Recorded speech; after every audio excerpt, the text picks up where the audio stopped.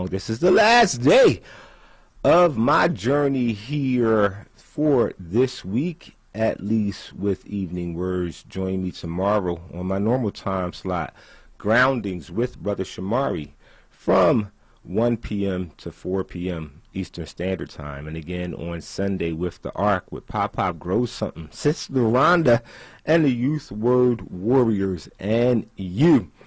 But I'm going to jump in today, y'all. I got to get started right away. We have a lot, and I mean a lot, planned for you today. So shout out to the team who helped me pull all of this together. Some voluntarily, some with a little arm twisting. I got to go through that on the front end because we won't have time to remember everybody. So, and hopefully I don't forget people. But shout out to Kayla J, who helped me with some editing and production stuff. Shout out to Jamira Perry, who helped me with some contacts and getting people lined up. Shout out to Haji Scheffler of Drexel University, who made contact with some of the people we'll be speaking with on the ground in Haiti and from Haiti today. Shout out to Eve Marie Desire of My Desires Arts, who helmed the segment and reached out to some people on the ground in Haiti to get their viewpoints in some pre-recorded sessions we'll be doing. Shout out to everybody who pitched in and tried to pitch in to make this happen. We have a lot going on today. So before I jump into it, as always, as promised, I want to check in with good brother Jamal Johnson of the Hug the Block campaign. They're out there right now doing things in our city, and I promise that every day, at least that I'm on air, I'm going to give them a chance to give us an update on the proceedings for the previous evening and let people know where to meet them tonight. So, Brother Jamal Johnson of Stop Killing Us, time is yours. Yes, how are you, Shomari? I'm good. Yourself, sir? I can't complain. We had a pretty good evening. No incidences. We had a nice little group yesterday. Did our patrols. Police were out to support us. The neighbors actually came out too, a few. Thanked us for being out in the neighborhood, nice. Even though it was after 10 p.m. We encountered some young people out there, and they were very curious as to what we were doing. We explained to them what our role was. And, we're just finding this to be very productive, and we do believe that if it could catch on to other communities, it would definitely be beneficial in our fight against the gun violence going on out here. So this is I think tonight will be your third night, and give people a quick update of where you were your first two nights and where you'll be this evening tonight at 10 o'clock. Okay, our first night we were at Broad and Erie. Last night we were at Broad and Lycoming.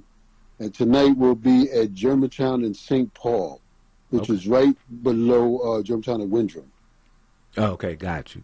And if people are interested or maybe want to sign up, want to know how to support you, they can definitely meet you and come out there. But also, are there other ways that they can be in contact with the movement?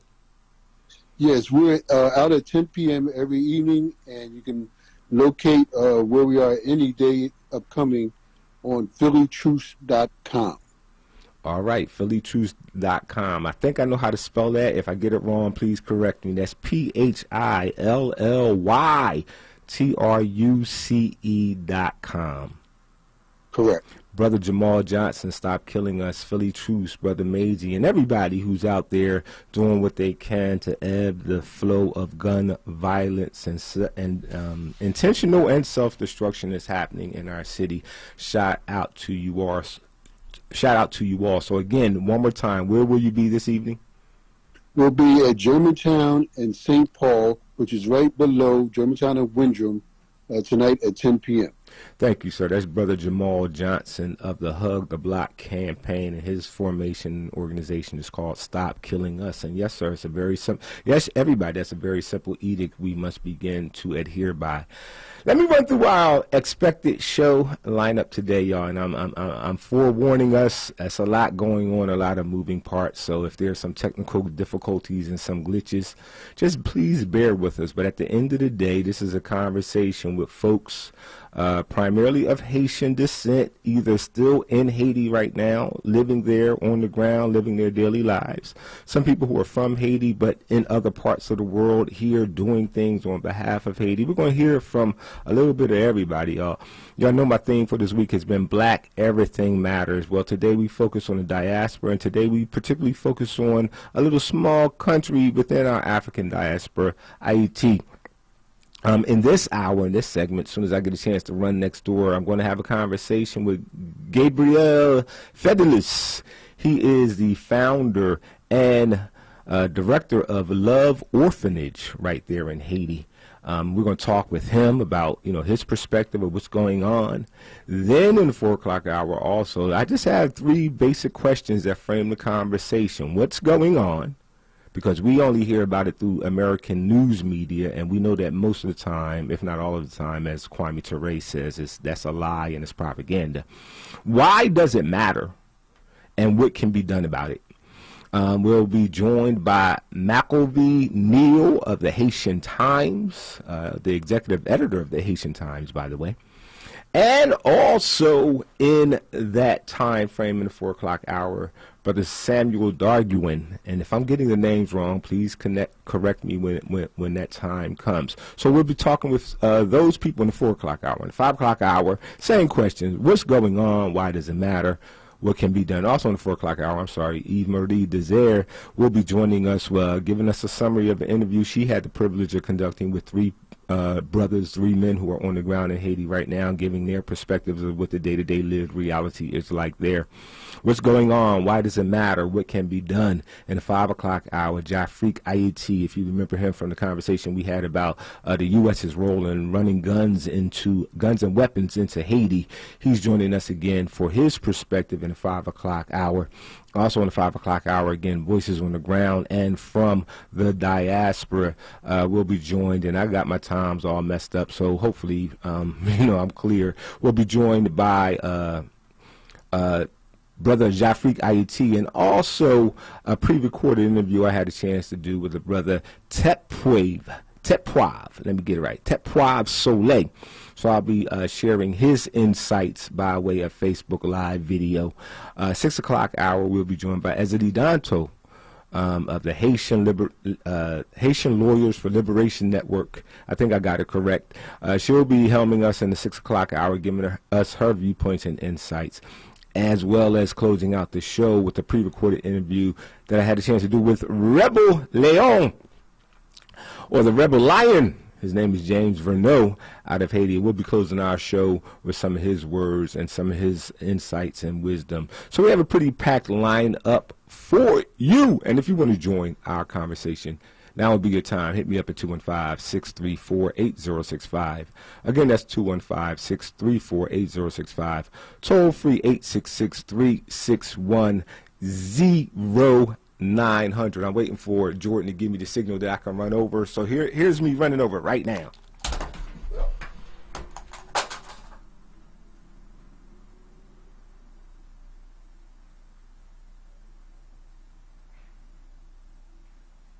Greetings. Hello.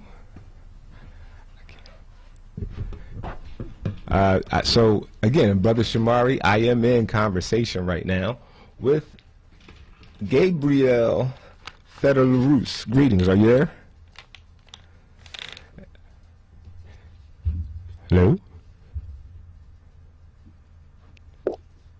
I'm hoping I can hear you, and I'm hoping we can chime through. Brother Gabriel, are you there? All right, we had this set up. So you were talking to him at one point, right? All right, Brother Gabriel, greetings. I'm going to do this one more time, and then I'm going to run back where I was, and hopefully we'll connect a little later. Brother Gabriel, are you able to hear me? Are you able to hear me? All right, greetings. This is Brother Shomari. How are you?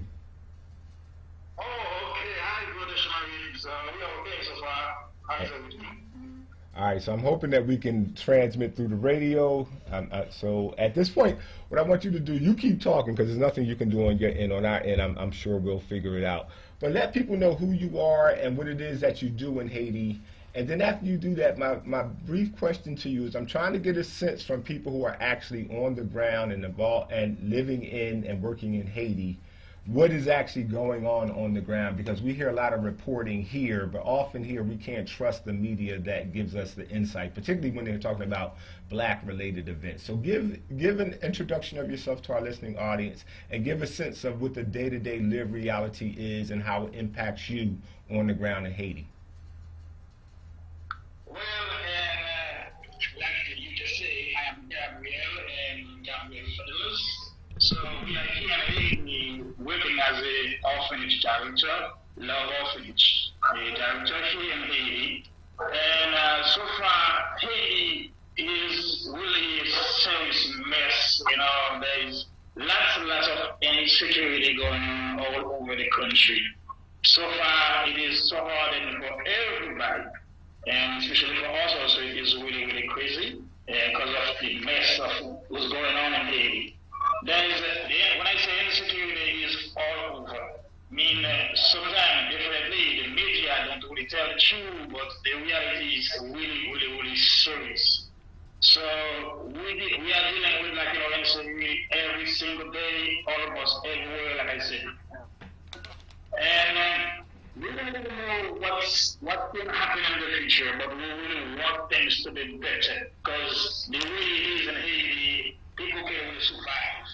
You know, people can stay in the house, they can't really go nowhere because of the insecurity, because, you know, they can get killed anywhere, anytime, you know, with the gang, so that's how it is. So like this, you know, there is this huge suffering for most of everybody here, including us as a director of an orphanage.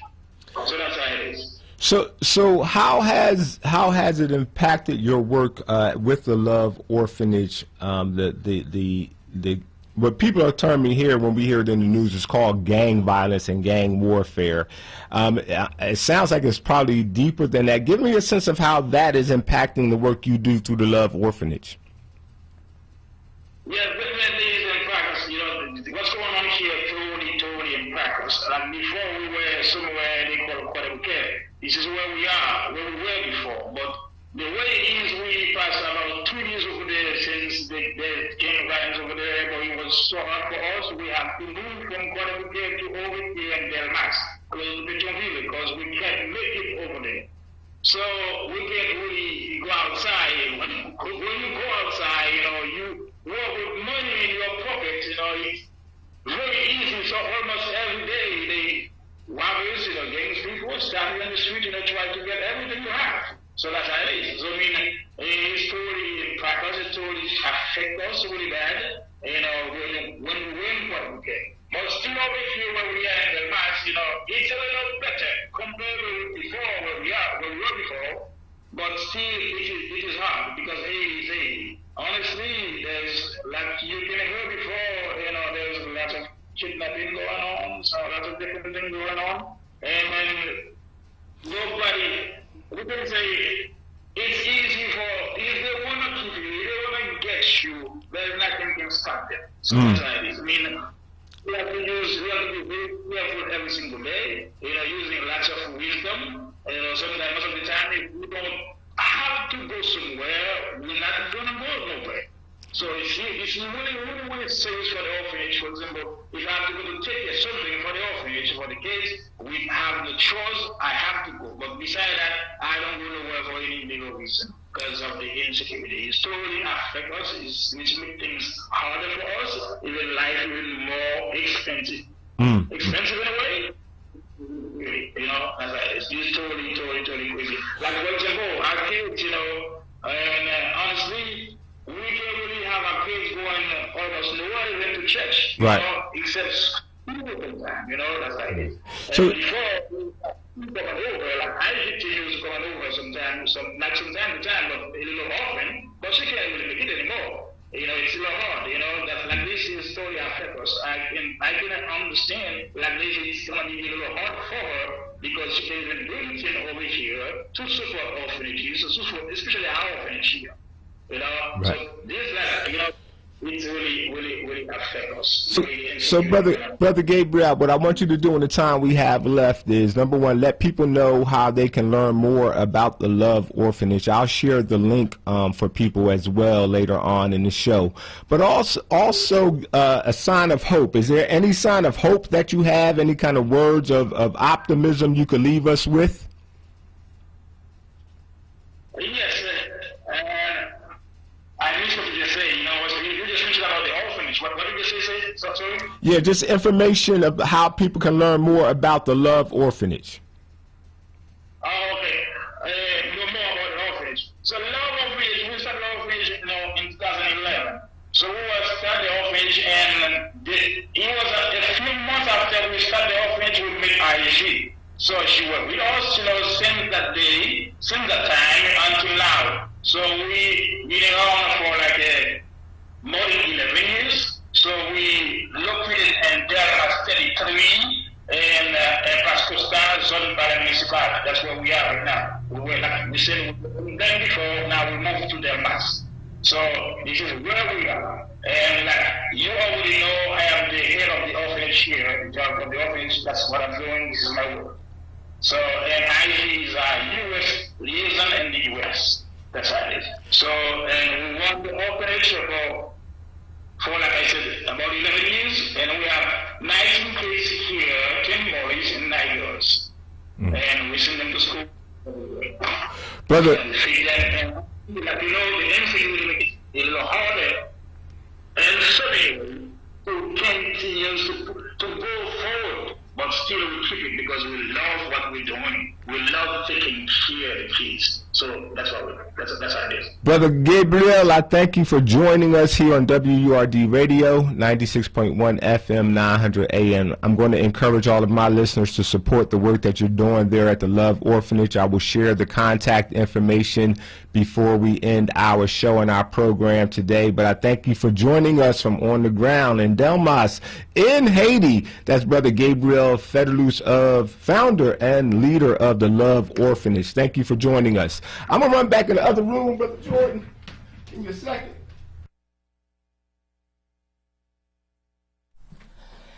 And so, again, as we started off our conversation, I thank Brother Gabriel for taking time out of his schedule, and I thank Sister Ahaji Scheffler for making a connection with Brother Gabriel.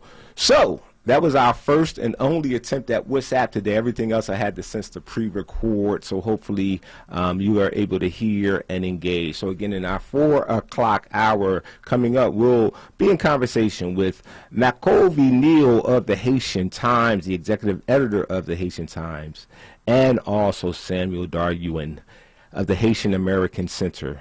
He's the founder of the Haitian American Center, and they'll tell you from their perspective, again, 3 questions. What's going on? Why does it matter? And what can be done about it?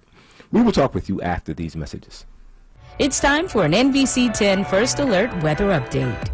Cloudy skies for the rest of the morning with a chance of scattered showers. Will warm to 73 at noon, 76 this afternoon. The clouds hanging in there with scattered showers possible into this evening. Tomorrow, showers and thunderstorms in the morning and another round in the afternoon and evening. Otherwise, partly sunny, warm and humid up to 85. Then the storms move out, back to sunshine and nice summer weather for Saturday, a high of 85 under partly sunny skies. I'm NBC 10 First Alert meteorologist Bill Henley. Time for a traffic update on Wurd Radio. Watch for vehicle fire on 422. It's westbound between Royersford and Limerick. Heavy on the Schuylkill Expressway, eastbound 202 to Gulf Mills. Also Montgomery Drive out to University Avenue. Then westbound we back up University Avenue to the Vine Expressway and the Boulevard out to Belmont Avenue. Delays on the Vine Expressway in both directions. We're heavy between 76 and Broad Street. On the Blue Route 476 southbound we jam up between Broomall and Media Swarthmore. 476 northbound, that's heavy between 95 and Media Swarthmore. And the Walt Whitman Bridge, heavy eastbound the entire length heading into Jersey. Report brought to you by Staples Stores. Staples has everything you need for the office and classroom for less. Now save even more with $50 off your print marketing services order of $150 or more. Offer ends 8/26. Visit staples.com/print for details. Save for your business at Staples. And for more traffic information, log on to sigalert.com. I'm Jason Lee with your Philadelphia area traffic. Set summer in motion with the most adventurous Honda vehicles yet, like the Passport and Pilot Trail Sport, and the Ridgeline, built for better off-road performance and engineered for more adventure. Summer's here. For a limited time, well-qualified buyers can get a 3.9% APR on a 2023 Honda Pilot, a 2.9% APR on a 2023 Passport, and a 0.9% APR on a 2023 Ridgeline.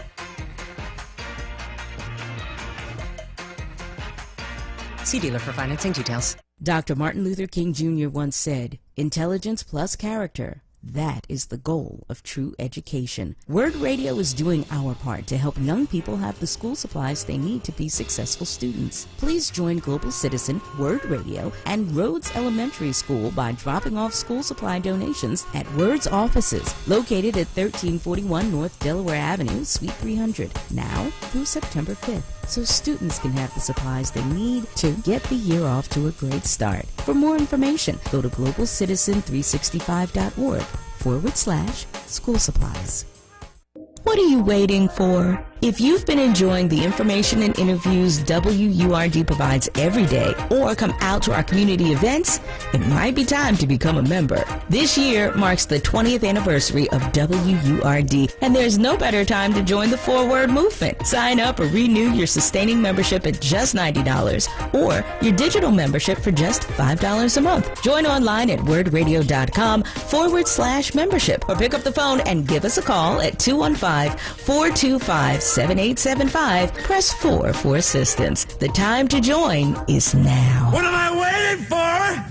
If you came across someone struggling with hunger, how would you recognize them? By their clothes, their age, the way they speak? Would you notice an 8-year-old girl who's not excited for summer break because she may not be having lunch again until September? Or a single father of 2 who works 3 part-time jobs and still can't put enough food on the table? Or maybe a mother who cleans offices at night, hoping to find meeting leftovers to take home to her hungry family. Or a war veteran who's having a hard time landing a job and getting back on his feet. I am the 1 in 8 Americans who struggle with hunger. People you pass by every day but never knew were hungry. I am hunger in America. Hunger can be hard to recognize. Learn why at IamHungerInAmerica.org. Brought to you by Feeding America, 200 Food Banks Strong, and the Ad Council. All of us have a role to play in promoting a mental health friendly workplace. So what can I do to help? As a CEO, I can set the tone for a supportive culture. As a manager, I can offer assistance and accommodations. As a coworker, I can be a source of support. As someone with a mental health condition, I can ask for what I need to perform my best. What can I do? What can I do? I can remind others that none of us are alone. And that we all benefit from workplaces that promote good mental health. Learn more at whatcanyoudocampaign.org. This is your celebration. Hi, I'm Nicole Hannah-Jones, and I want to wish WURD a happy 20th anniversary, and thank you for serving your community. I'm Val Gay from the Burns Foundation, and I want to wish Wurd a happy 20th anniversary. This is Eric Covenant to wish WURD a happy 20th anniversary. I'm Karen Mayer, business manager at WURD Radio. Happy 20th anniversary, Wurd. Looking forward to the next 20. We're celebrating 20 years of progressive Black Talk Media. You're listening to Evening Words on WURD, Progressive Black Talk Media. And welcome back to Evening Words with the Brother Shomari right here at WURD Radio 96.1 FM 900 AM, part of our Black Everything Matters theme for the week. Today we're focusing on the Black diaspora, and with a particular focus on Hayti and the Black diaspora. We started off our show with our check-in with Brother Jamal Johnson of the Hug the Block campaign. Then you heard from Gabriel Fedelus, founder of the Love Orphanage in Haiti. I know that connection wasn't the best. I'm going to try to work that out, but hopefully you heard him. You can check out his orphanage and figure out how you can support and learn more. www.loveorphanage.com. That is LOVEORPHANAGE.org, not .com.org. That's my fault. Right now, though, what's going on? Why does it matter? What can be done about it? What can we do about it? Let's have a conversation with Macollvie Neel of the Haitian Times. She is the executive editor of that publication, and also joined by Samuel Darguin, founder of the Haitian American Center. Greetings. Welcome to Evening Words with Brother Shomari. How are you? How are you, doing well. Thanks for having us and shining a light on Haiti. We appreciate it. Well, thank you for joining us and responding to the call. Brother Samuel, how are you? I am blessed, my brother. Thank you for having me. Just one quick correction. It's the Haitian American Caucus, not the Haitian American Center. Yes, I got you. That's good to know. Sister Haji referred me to you all, and I didn't see caucus in that. So now we're good. Now I know what the C stands for. Let's start, because everybody has a brief amount of time, and we have a lot of things to cover. So I'll start with you, Sister Macollvie. Haitian Times, one of the premises for this show is that we're getting, to the extent that we get any information as people here in America, we get information that really paints a very bleak picture about what's going on in Haiti. So I'm just wondering if you could give us a sense from your perspective. If somebody say what is actually going on, because in terms of gang violence, the gangs have taken over the country. Everybody's leaving, everybody's hungry. I mean, the propaganda machine is in full effect, and I'm sure that there's a crisis and there's something that is going on, but I can't believe it's as dire as is being painted. So what I'm trying to find out is what is the what of what is going on in Haiti? Well, so number one, Haiti is a pretty big country, right? It's divided into 10 different departments, 11 million people, and unfortunately, one of those departments where the capital sits, Port-au-Prince, happens to be the seat of a lot of criminal organizations that you've heard referred to as these gangs, right? Mm-hmm. And the gangs, from special reports we've done on them, are not new. Okay, they've been around since the Duvalier era, really, just under different names. Tonton Macoute might be familiar. That might be one of them. And because now Haiti is in a place where there's not one dictator, one popular, or unpopular president to point the finger at and say, here's who's behind everything, like here's the throat to choke, so to speak. These gangs have become federated, right? And they're fighting amongst themselves for turf and all of that in the southern region around the capital, right? But that still means there are millions of people in the rest of Haiti who are trying to just go about their daily lives, right? Even though there's spillover from the south and there's a lot of crime, we see some of these gangs or organizations trying to permeate other parts of the country. There are still people who try to go to school, who try to go to church, right? People who are still getting up every day to work what land they have to try to feed their children, right? And we have beautiful things still going on in places like Cap-Haïtien in the northern part of Haiti, such as, Fête Champêtre, which is where Haitians in every town, or most of them, celebrate the patron saint of that town. And it's a huge celebration where people come together, they eat, they dance, they do ceremonies, and it's a party, right? And so we hear a lot at the Haitian Times that, Port-au-Prince is not Haiti, right? Meaning that the entire country isn't just people running amok with Uzi guns and carrying on, right? Gotcha. And so we try to maintain that balance in our reporting and coverage, and we try to offer stories that aren't just about the latest news. I mean, yes, the Kenya mission is going to be in Haiti, or they are in Haiti. They just left yesterday for their fact-finding mission ahead of the deployment that's being talked about. Of course, we have to report that. That's a news story, right? But we also try to talk about Fet Okap, what's going on with tourism, what's going on with the airlines, why are these prices so expensive, you know? We try to do stories on Haitians aging and just different things going on. So our whole thing is presenting Haiti with more humanity than we see. So even when we talk about things like the Boakale movement, which is the vigilante movement, right? We try to put that into context. Got you. Same thing with the gangs that we started talking about initially. And what about the Haitian American Caucus, Brother Samuel? How, give us a sense of the work that you do regarding the narrative, the image, the appreciation for Haitian culture.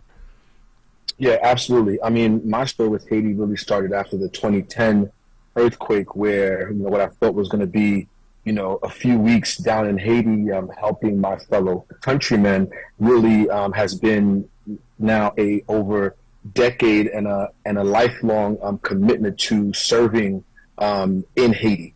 That's kind of my story. And yes, currently the situation, especially in Port-au-Prince, is extremely dire. But as Macollvie said, you know, there are still, outside of the capital city, there is still life. There's still commerce, and people are still getting by as best as they can. The Haitian American Caucus, currently we run a network of 7 schools throughout Haiti. Our main center in Croix-des-Bouquets has been literally at in the middle of all of the gang violence. Our school had to be closed for about 5 months last year, and it's after the gangs realized that without the school, because we're not just a school, we are a community center, providing clean water, providing you know, folks need to charge their phones. So we provide a lot of services in that community, where the gang members had to come and access and said, hey, we need the Haitian American Caucus to reopen its doors. And our conversation to them simply was, we cannot have our students walking to school with your men holding guns and literally, you know, midday assault type, you know, weapons being going off. It's traumatizing to our students, to our staff, but we have been able to reopen. I'm actually in Miami right now, just kind of speaking to donors, gearing up for our back to school. We are set to open up our doors on September 11th. So in spite of all of the craziness that is going on, even in Port-au-Prince, when I'm looking at, you know, our students that are risking, you know, gunfire, that are going through burning tires, that are literally, we have students that have to plan, you know, whenever they leave their homes, to leave with, you know, 3 to 5 days worth of clothing, because they just don't know if they will be able to come back home. But nonetheless, I'm like, I am motivated even more, because I'm like, if they can do it, right? And even as crazy as things are, these young people are not giving up. They're still seeking a education. They're still trying to learn. My philosophy on Haiti at this point is that giving up is simply not an option. Gotcha. So what I want to do, I know that you indicated that you had some time where you could stay with us a little while, Samuel, but I know that your time is short. Macollvie, am I saying your name right? Macollvie.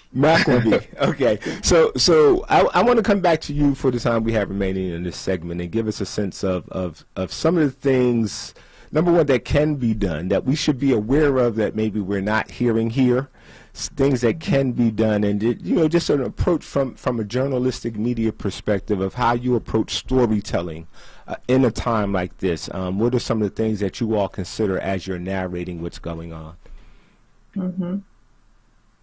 Sure. So the number one thing we have in mind, our mission, you know, at the Haitian Times, has been to bridge the gap, right? And that means geographically, generationally, because of the story of our migration as Haitian Americans, you know, there had been some distance between people who were born in Haiti, people who were born here, our parents, our grandparents, and obviously being dispersed throughout the Americas, France, Europe, what have you.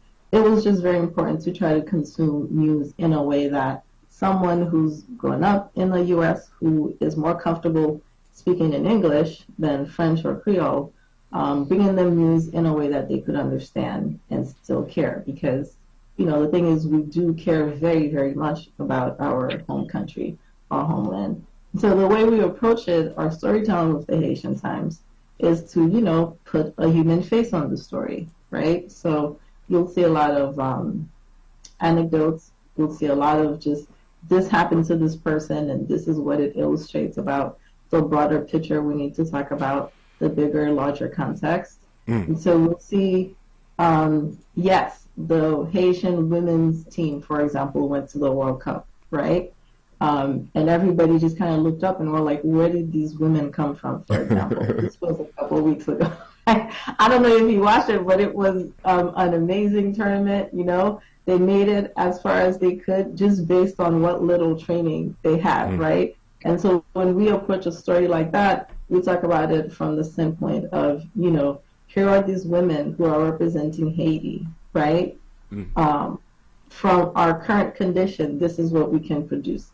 Can you imagine, what greatness would be coming out of Haiti right now if we had the basics for youth and sports development, some of the education development that people like Sam are doing out in Haiti, right? So we try to bring it in that perspective, We try to go into the hometowns of these women to talk with their families and friends about, where their passion came from, how they practiced when they didn't have balls, There's this great story in one of our reports about how this one woman, the team captain, Neel, when she didn't have, soccer balls to practice with, she would just kick around whatever, was around, including, grapefruits and oranges and all of that, right?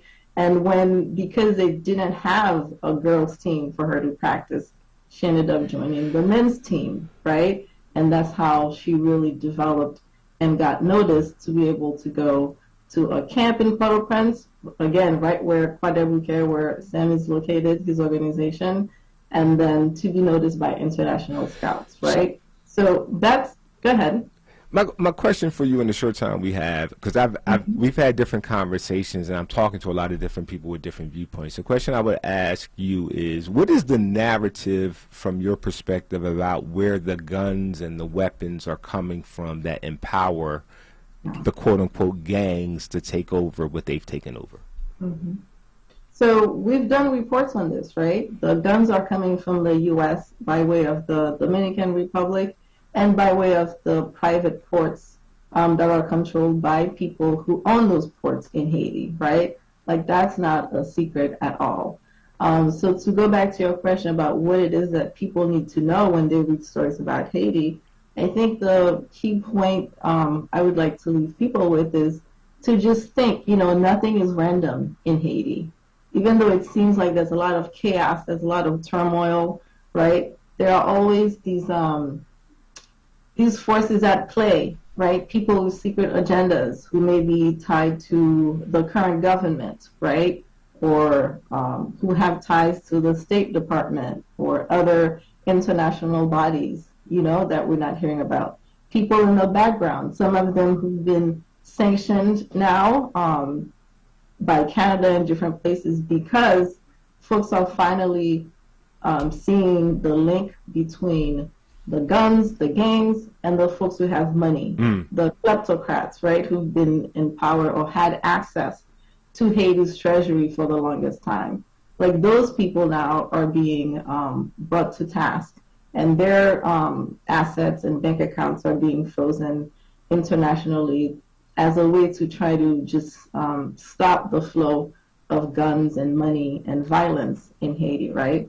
I think that's a positive step in the right direction to stop approaching Haiti from a one-off siloed solution where it's okay, we have to have elections. But the point is, no, there's money tied to all of this. There are economic impacts that affect, the internet access in Haiti, potable water, right. Transportation, fuel. People are making money from each and every aspect that helps Haiti to function, and we just haven't been looking at them from that angle. And so I would encourage, right, my counterparts in mainstream media and other places to follow that thread, to look at, who's benefiting or not benefiting from cholera coming back again in Haiti after it had been eradicated from killing 10,000 people. So one of the things I want to encourage our listeners is that there are other sources of information. So if you can quickly tell people about Haitian Times, how do they tune into what you all are reporting so that at least we have a counter public narrative to the traditional propaganda that we're offered in the U.S. news media?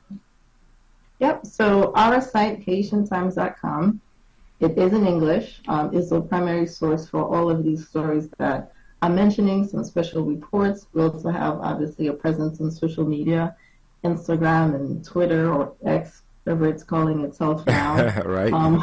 LinkedIn for all of our Haitian excellence profiles of people doing wonderful things in the diaspora and in Haiti. Those are really popular. And I think the more people can support that type of work, the better for us as a news organization, but also for the people of Haiti to be portrayed in a light that's more reflective of the breadth and scope of our lives instead of, the total sum of gangsterism that we're seeing.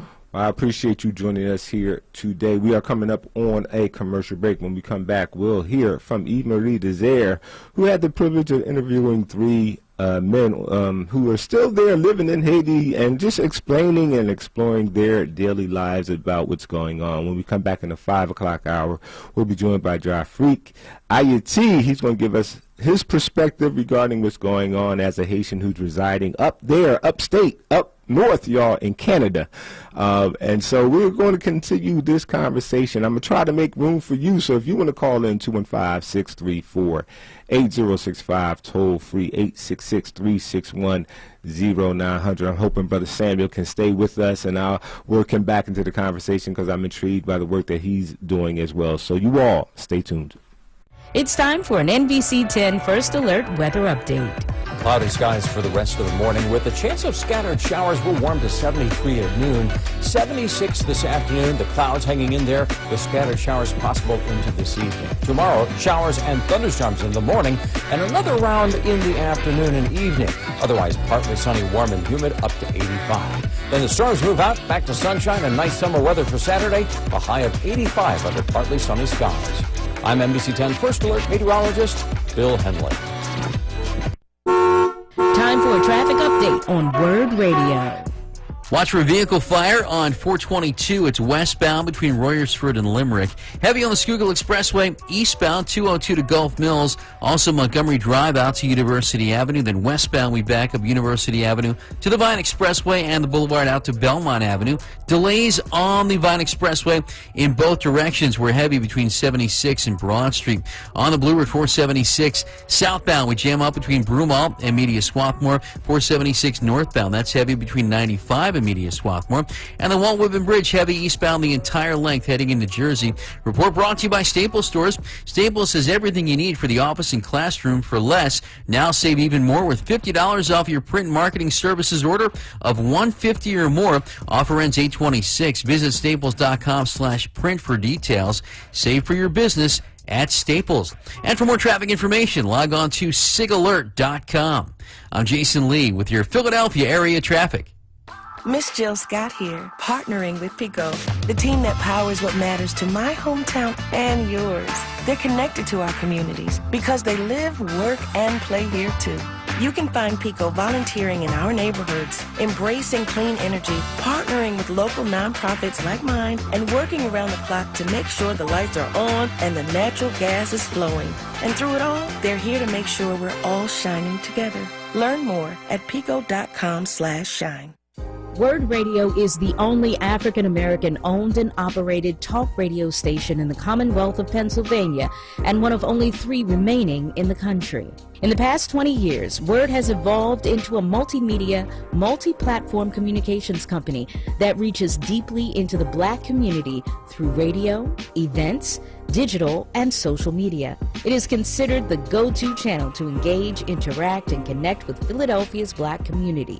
Our brand is built on the personal legacy of our founder, Walter P. Lomax, Jr., M.D. Dr. Lomax was a brilliant physician who established medical centers in underserved neighborhoods throughout Philadelphia to provide high-quality health care to Black and brown communities for over 30 years. One of his most ambitious acquisitions was when he purchased WURD Radio. He understood the power of ownership and the power of independent media.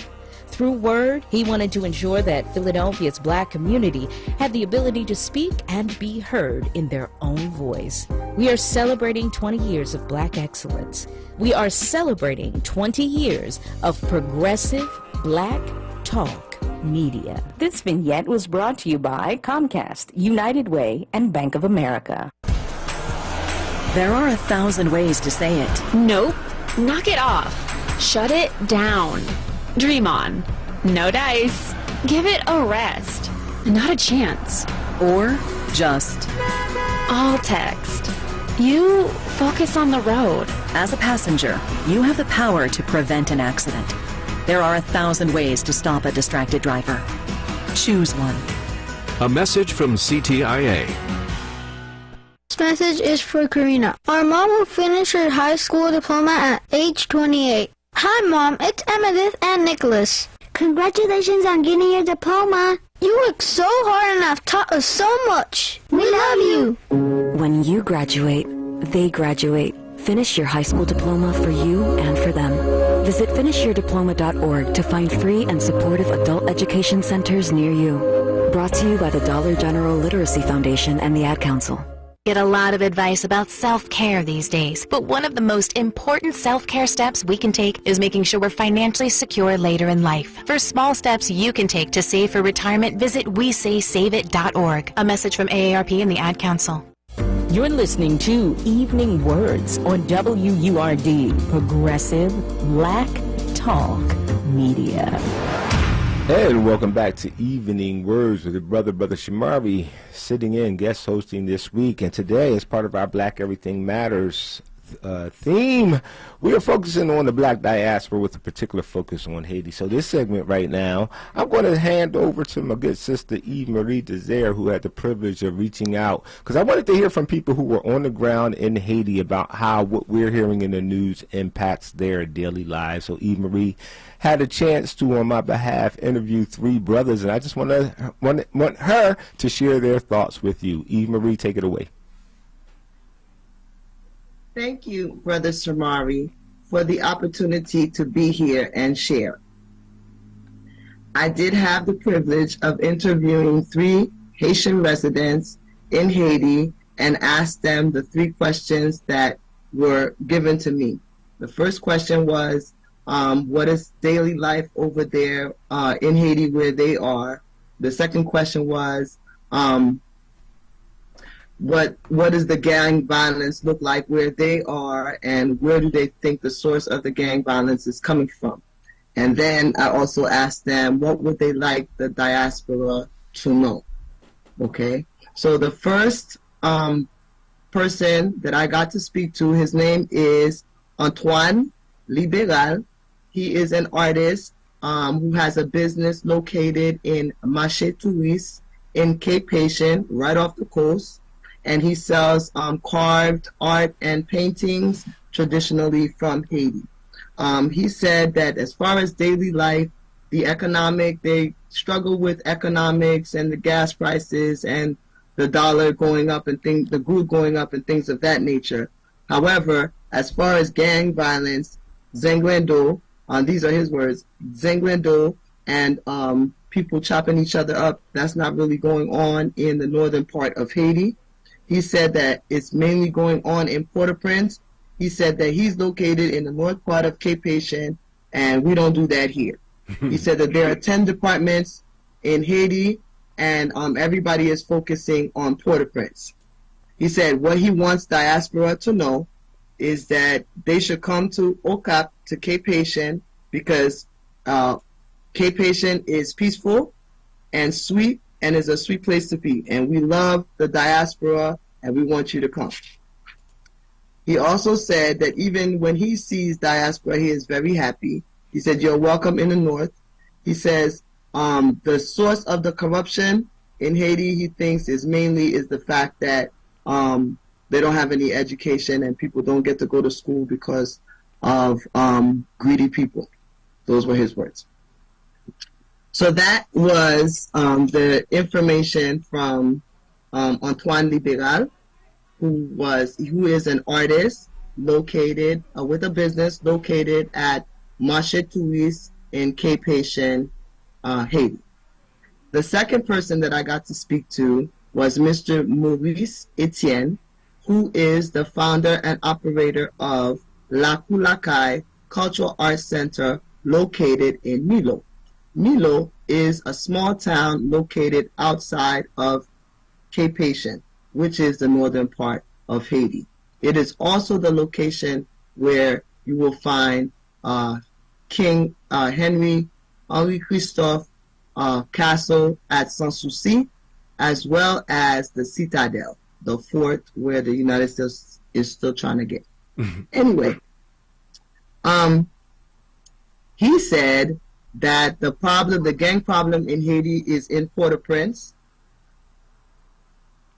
The gang problem in Haiti is in Port-au-Prince, and that there's no gang trouble in Milo. It's very peaceful there. People are peaceful. The only main problem is economics. That's what they're going through over there.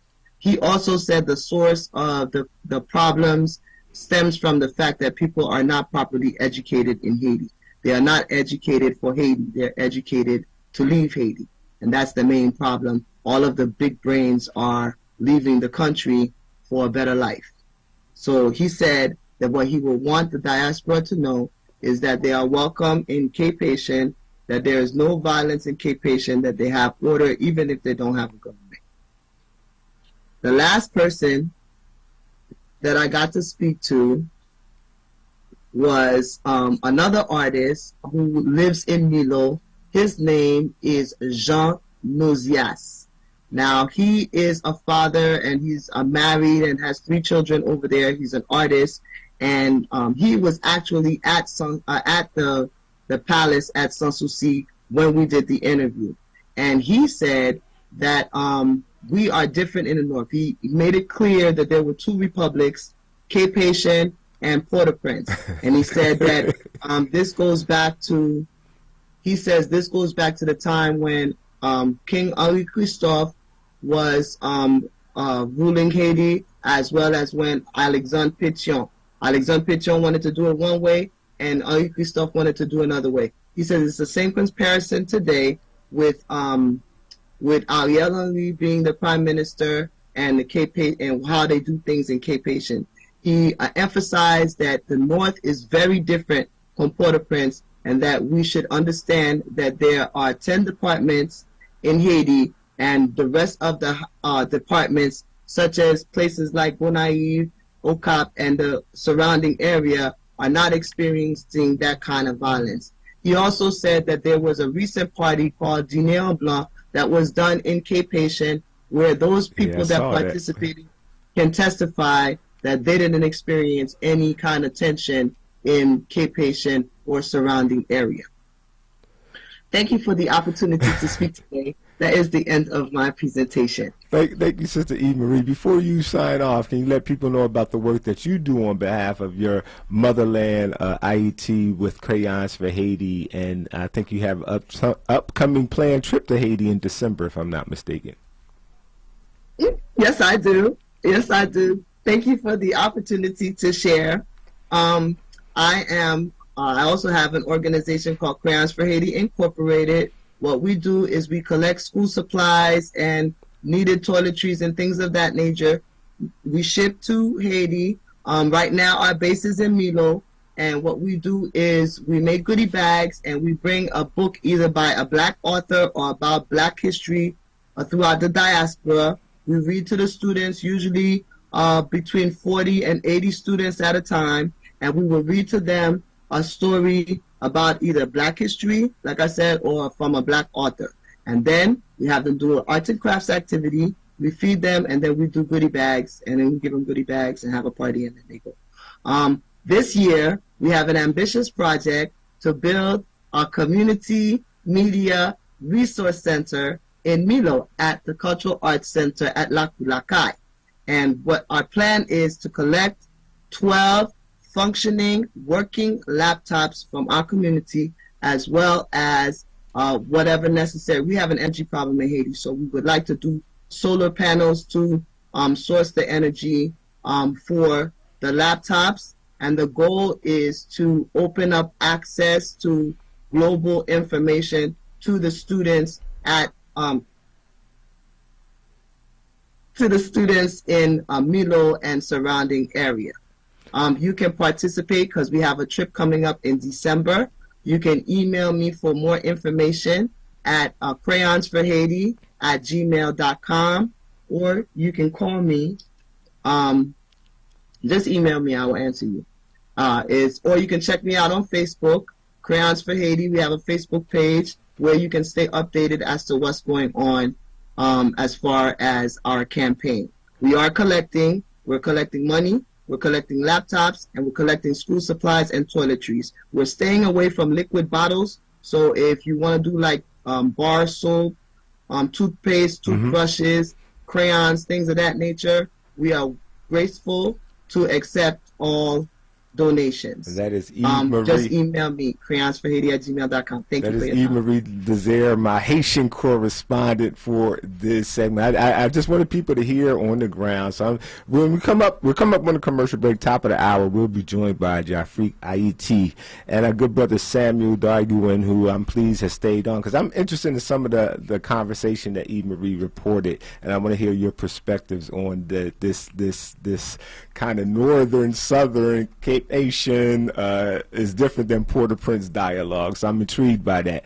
So listening audience, stay tuned, and if you want to weigh in, 215-634-8065, toll free 866-361-0900. Thank you, Eve Marie. Thank you, Eve.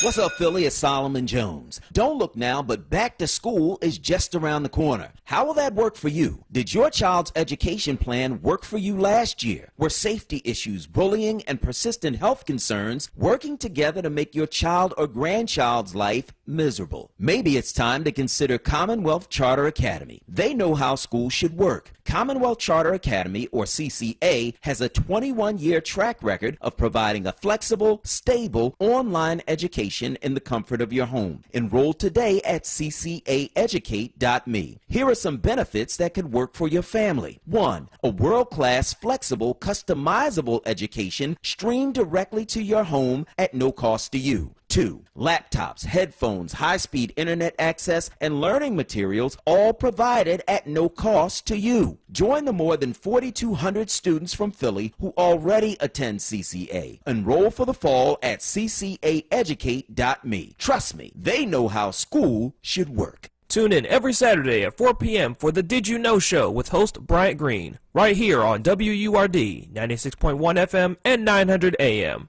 I'm Carol Riddick, the host of Love and Life. And guess what, family? I will be live. That's right. I can speak with you about the real facts and honest opinions on dating, sexual health, casual and committed relationships. Join me Monday through Thursday from 7 p.m. to 9 p.m. The conversations will be served on a judgment-free platter and seasoned with unapologetic realness. So join me Monday through Thursday from 7 p.m. to 9 p.m.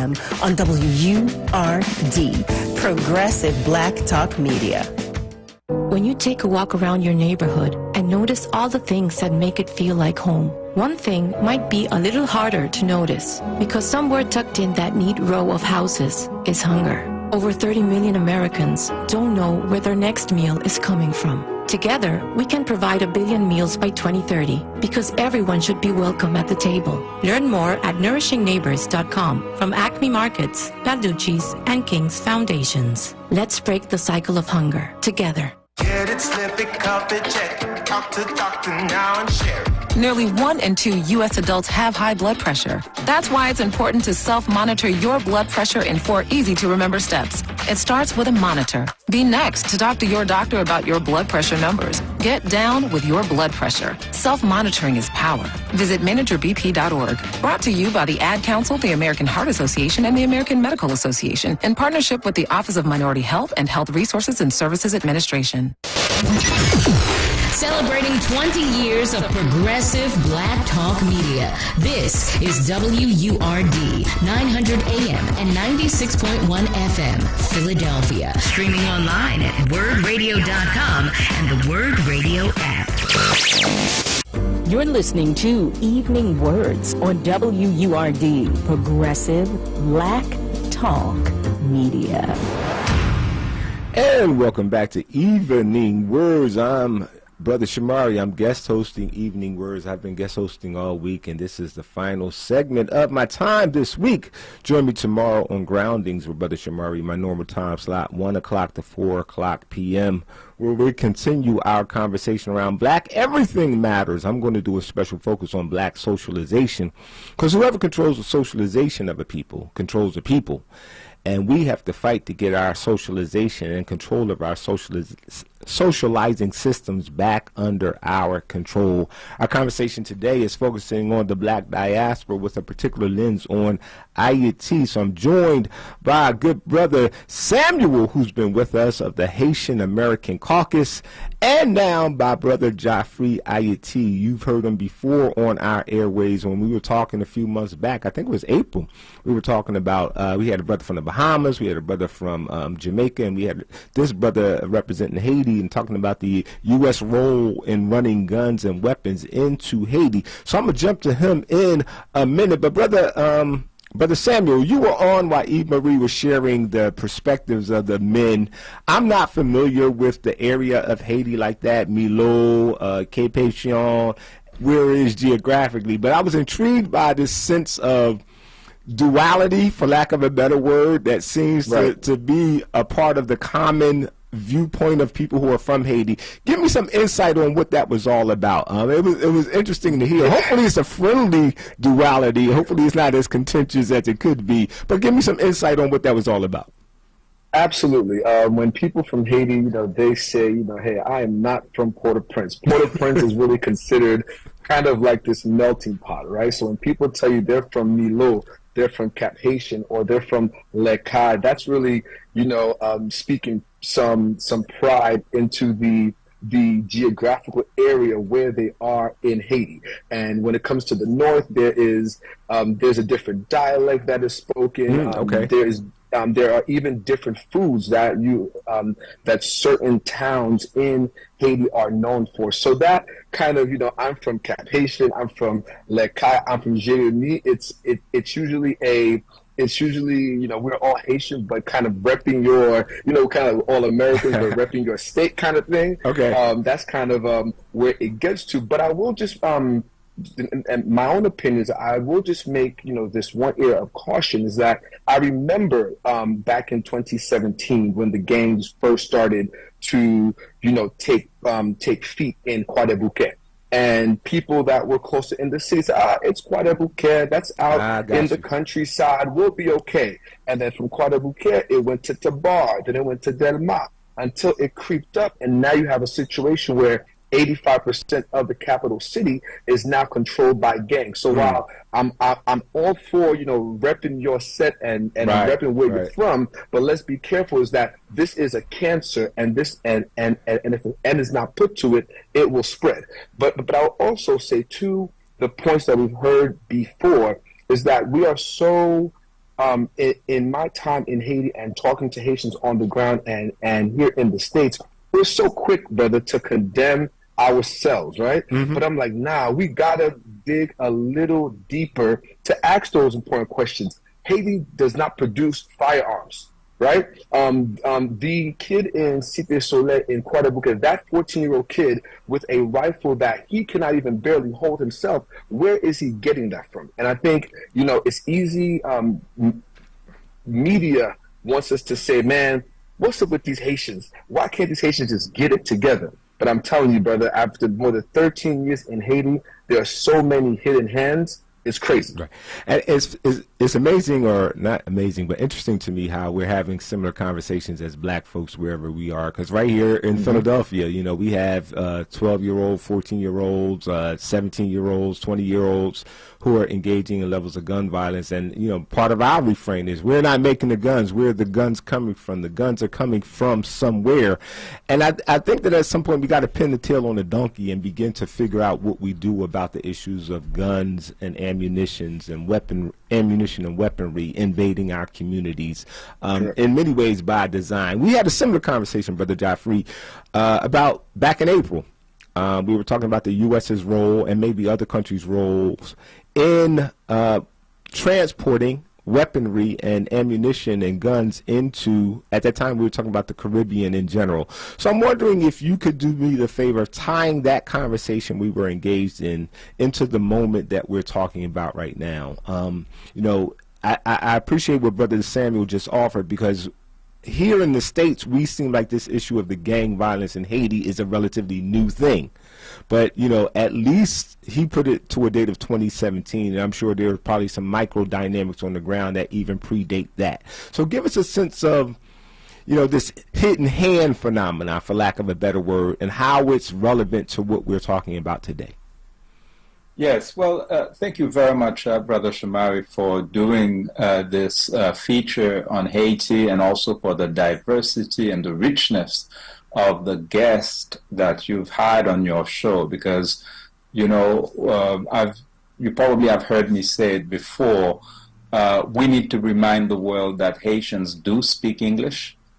Because sometimes when they're doing the shows, they invite some, white NGO director to speak as the expert on Haiti, as if we don't exist. And that's one of the most unnerving things about Haiti. Haitians have been expressing what they want, what they believe, what they desire in every language known to us.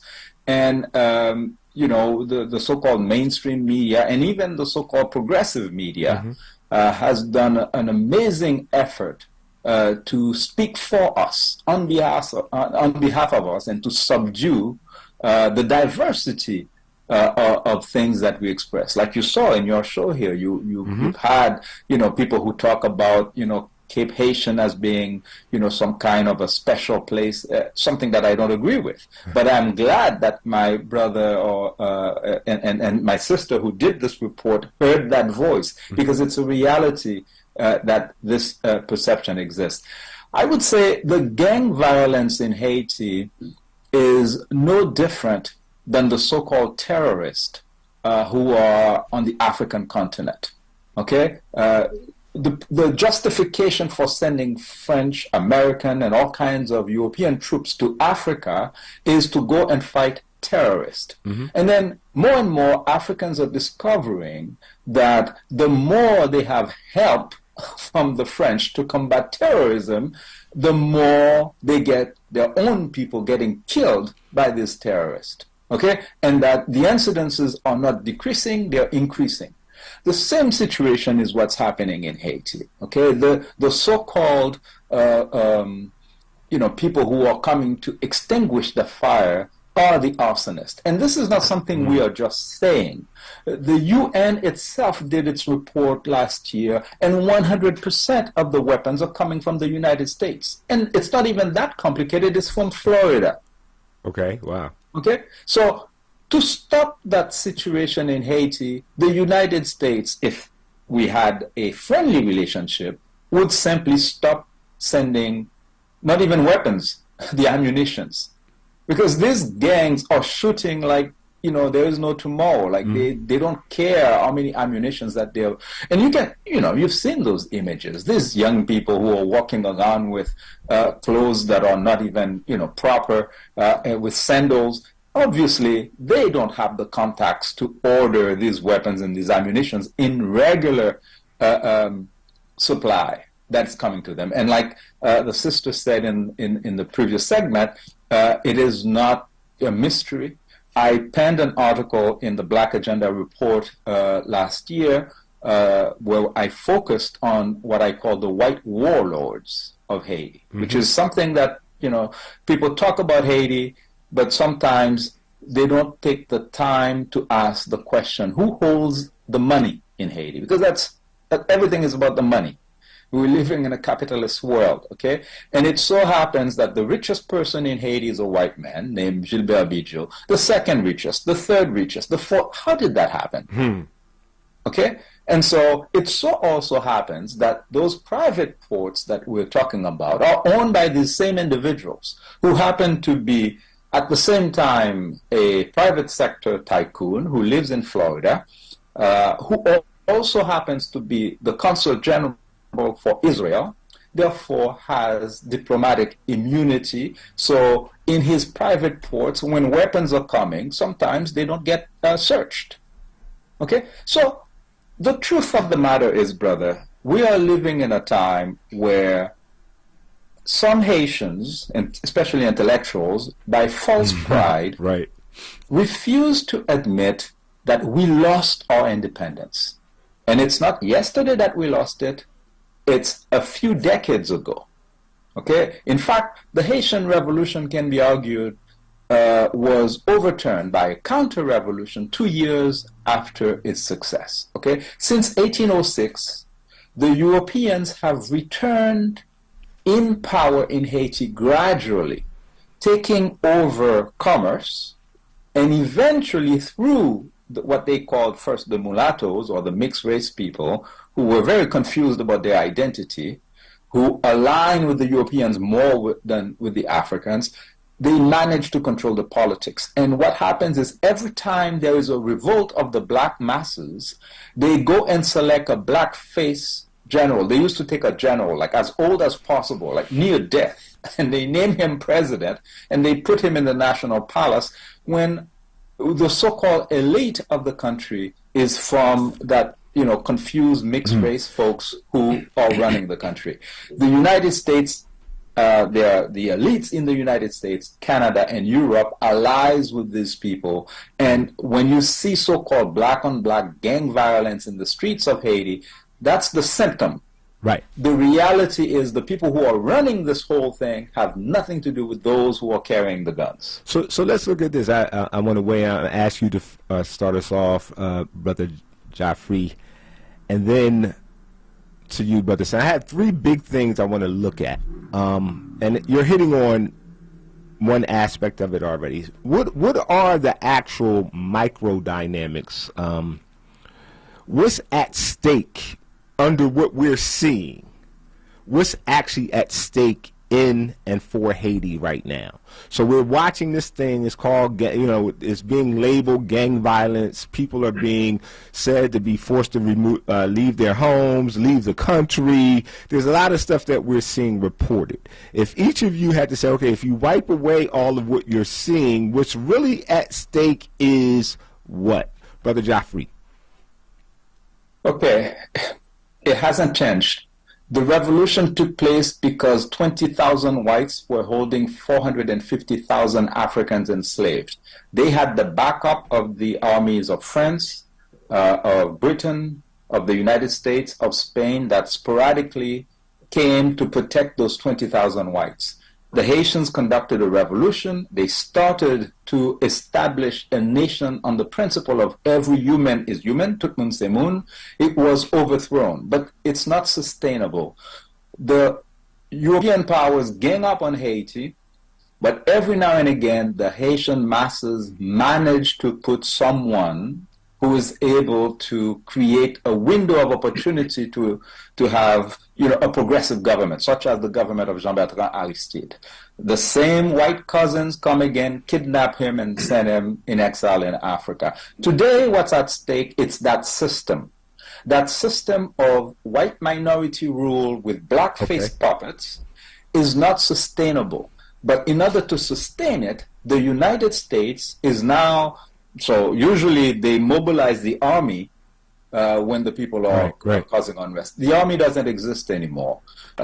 So they had the UN troops in there. The UN troops has lost all credibility. They brought cholera. They killed 50,000 people. No one wants them. And on top of that, some countries like Canada are afraid to take the lead of the UN troops because they know that, you know, all around the world, people are realizing this approach of sending so-called UN troops is really bogus. So now they're going to Africa, okay? Right. And they're mobilizing troops from Kenya. They first went to Paul Kagame of Rwanda, who accepted to send troops, but he didn't want to take the lead. And now you have a dictator in Kenya whose election is very shaky right now. So they went to the neocolonialists in Africa to come and have a neocolonial presence. Now imagine the folks from Kenya. You know, I had the privilege of being in Kenya just a couple of weeks before the election of Ruto, which is still contested, by the way, okay? And I can tell you, I mean, people are very aware that this is a country where the police force is very brutal, and the population consider the police to be their enemy. It's the same thing they did in 2004 when they went to Brazil, because the Brazilian forces are notorious for attacking the black populations in Rio de Janeiro, etc. So we, especially brothers in the United States, African Americans, we need to realize that you and I are talking here, we probably are cousins without knowing it. Right. Okay? Because many Americans who were enslaved in the United States found refuge in Haiti because the boat people used to travel in the other direction. So what I'm going to do right there, Brother Jafrik, because I'm going to get there. Definitely where I want us to go. I'm going to give Brother Sam a chance to weigh in from his perspective. So I get for you the system of white neocolonialism, colonial domination, enslavement. I'm trying to avoid using the term white supremacy. That's at stake for you behind all of the veneer what's going on. This is just another phase of trying to maintain that power structure in the midst of African and black people always chopping back and fighting back against that structure. Like the traditional facades of that, the UN, external peacekeepers, that's falling apart. And so this is just another level of their attempt to hold face using blackface to do so. Absolutely. All right, so Brother Samuel, I saw you nodding a lot. I want to give you a chance to jump in. What's at stake behind what we're looking at? I mean, you know, it's pretty much exactly what my brother just said, but it's also more, right? It's doing something to the black psyche all over the world, because understand, Haiti has this reputation, the first black independent nation in the world. What does that do to the black psyche globally when you're seeing a country like Haiti in the state that is in? That's number one. And then we just got to be clear and look at the hypocrisy behind what's going on, especially when it comes to countries like the United States, right? And I've seen this so time and time again. On the front end, it's NGO. On the front end, it's USAID. But on the back end, the politics are clearly against Haiti. I'll give you one clear example of that. Back in 2012, there was a USAID winter program, $5 million to help Haitian agriculture, especially rice cultivators in the Latibonite Valley, right? $5 million. But at the same time, over $500 million a month in rice imports from the U.S. are coming into Haiti. So what are you really telling us here? That are you really helping our rice production when really you're supporting your rice when U.S. rice is flooding the Haitian markets? And then you wonder why Haiti is so poor. You wonder why there's so many uncultivated farmland, because the Haitian farmers cannot compete with all of this U.S. product, you know, flooding the U.S. the Haitian marketplace. So there's a lot of hypocrisy coming in with so-called friends of Haiti that are really enemies of Haiti. And the other thing that I will say is that the black code teaches you, once you get them so divided amongst themselves, you don't even need, right? You don't even need master. right? You can keep that one good trained Negro, right, that you have put in place as a puppet. He will be even more brutal. There you go. That's why I told people, pay attention to the Black Panther, because they laying out the playbook in the movie, you know. They are. And we were so busy, happy to see blackness on the screen that we missed the plot line. Missed the plot line. Exactly. And I'm telling you, Haiti is one of those, if black people everywhere in the U.S. Need to take notice with what is going on in Haiti. Yes. And again, I always say this too, you know, as Haiti goes, the world goes, right? So you all are preempting my. I don't want you to go too far on this. So number one, we're coming on the commercial break, and number two, I have a very specific question about that. Okay. So let's jump right into it. When we come back, I want you both to jump in two things. They're related, but I want to handle them separately. I want you both to take a crack at linking what's going on in Haiti to what's going on the continent right now in Nigeria, across the Sahel. I call it the French Connection, by the way. You all might want to do something with that. But I think that we need to pay attention to, you know, what's going on in many of these former French colonies. And we talk about the American role, but also, is there something that we need to be paying attention to with how Europeans in general and the French in particular have dealt with their former colonies that lay a precedent for what we're experiencing now? And that's number one. And then number two, why is this a diasporic issue? Why is what's going on in Haiti important for us as part of the African and black diaspora, not only to understand and talk about, but actually to act upon and do something about? So those are the two questions I would want each of you to take a crack at right after these messages. It's time for an NBC 10 First Alert weather update. Cloudy skies for the rest of the morning with a chance of scattered showers. Will warm to 73 at noon, 76 this afternoon. The clouds hanging in there with scattered showers possible into this evening. Tomorrow, showers and thunderstorms in the morning and another round in the afternoon and evening. Otherwise, partly sunny, warm and humid up to 85. Then the storms move out, back to sunshine and nice summer weather for Saturday, a high of 85 under partly sunny skies. I'm NBC 10 First Alert meteorologist Bill Henley. Time for a traffic update on Wurd Radio.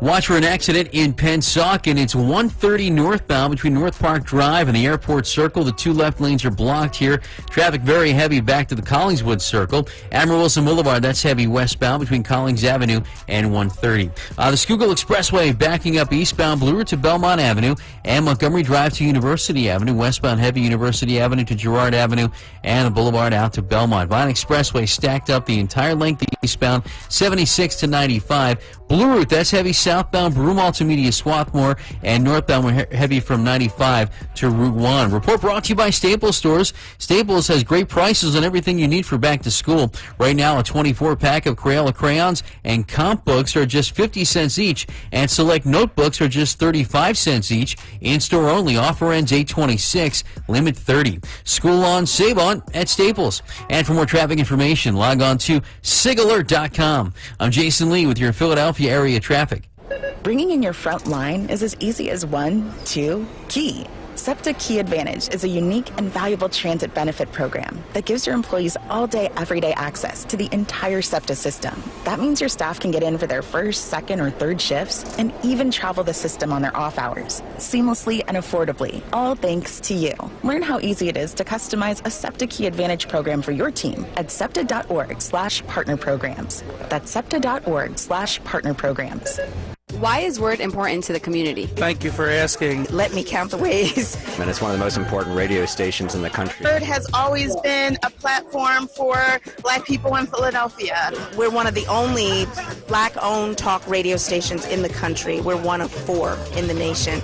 You know, a lot of what's going on in the world today, I think, is a result of people feeling like they don't have a voice. Without Wurd, we wouldn't have such educated, loving, caring people of color who really are interested in what's going on in neighborhoods around the city. Wurd creates such a sense of community in the black community here in Philadelphia. It amplifies the voices that are mostly marginalized. It allows you to speak and be heard and to create your own narrative, your own story. It's a place where we can share our thoughts, our ideas, our dreams. You control who and what you say about yourself. Every community needs a hub. We are 20 years strong, giving voice to the community, and without the community, there will be no Word. We are one and the same, and it is not a game. WURD. Get it, slip it, cuff it, check it. Talk to doctor now and share it. I get it, slip it, cuff it, check it twice a day. I get it, slip it, cuff it, check it in the morning and before dinner. I get it, slip it, cuff it, check it, and share it with my doctor. Nearly 1 in 2 U.S. adults have high blood pressure. That's why it's important to self-monitor your blood pressure in 4 easy-to-remember steps. It starts with a monitor. Now that I know my blood pressure numbers, I talked with my doctor. We're getting those numbers down. Get it, slip it, cuff it, check it. Talk to doctor now and share it. Be next to talk to your doctor about your blood pressure numbers. Get down with your blood pressure. Self-monitoring is power. Learn more at manageyourbp.org. Brought to you by the Ad Council, the American Heart Association, and the American Medical Association, in partnership with the Office of Minority Health and Health Resources and Services Administration. Join Keystone First August 27th from 11 a.m. to 3 p.m. at the Please Touch Museum. The Keystone First mobile unit will provide dental screenings for select families who attend the ribbon cutting ceremony. Along with the Eagle Eye Mobile unit will also be on site to conduct free vision screenings for children and families. Join Keystone First Sunday, August 27th from 11 a.m. to 3 p.m. at the Please Touch Museum. See you there. Damage from hurricanes is devastating and traumatic. After these storms, dishonest contractors show up, hoping to make a quick buck from your insurance claim. They'll promise anything if they can get you to sign a contract, collect your payment in advance, and ultimately do no work at all. Avoid being the victim of contractor fraud. Get estimates from at least 3 contractors. Check references, and remember, if you didn't request it, reject it.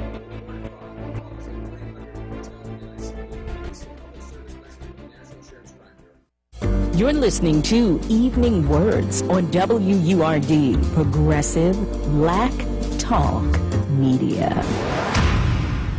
And welcome back to Evening Words with Brother Shomari. We're going to keep this conversation flowing because time is ticking. I got people with a couple questions. But I want to jump back in because when I come back from our next break, I'm going to play a clip from a brother. His answer is similar to Eve Marie and the people she spoke with. Just basic question: what's going on? What's the reality like on the ground? What do you want the diaspora to know? So that interview will be done with the brother Tetpwav Soley. So I won't be talking. I'm just going to play his interview up into the 6 o'clock hour. So we got this segment right here to get to these big questions, my two brothers here. So the first one I'm asking, I want each of you to take a couple minutes because we only got about 12, 13 minutes to go for the total segment. So each of you take a couple minutes and connect the dots for us. I put it under the rubric of recolonization. Back in the 90s, the European powers declared that they were going to recolonize Africa and the African diaspora. They said it straight up. Paul Johnson said it. John Le Carre said it. They wrote articles about it in Foreign Affairs magazine.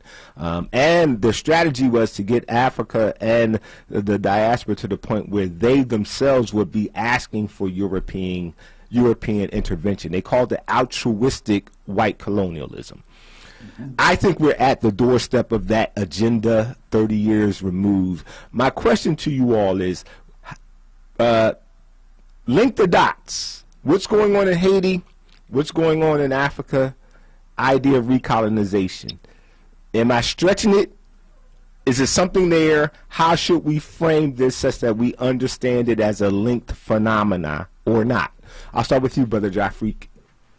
Yeah, no, the link is evident. I mean, if you look at the way the traditional African intellectuals have been completely ignored by the youth, saying that these guys are sellouts. The French have given them all kinds of titles. We don't care about them. But now the people who have the ear of the youth are Kemi Seba, Layonn, and others in various African countries who are calling for the Africans to benefit from the riches of their land. Whether it is the gold of the Congo, the coltan, and all of that. Oil. It's very similar in Haiti. Okay, Haiti, they talk about the poorest country. Countries are not rich or poor. It's individuals who live in rich environments or in poor environments. Okay, so when the flood happened in Katrina, we saw it.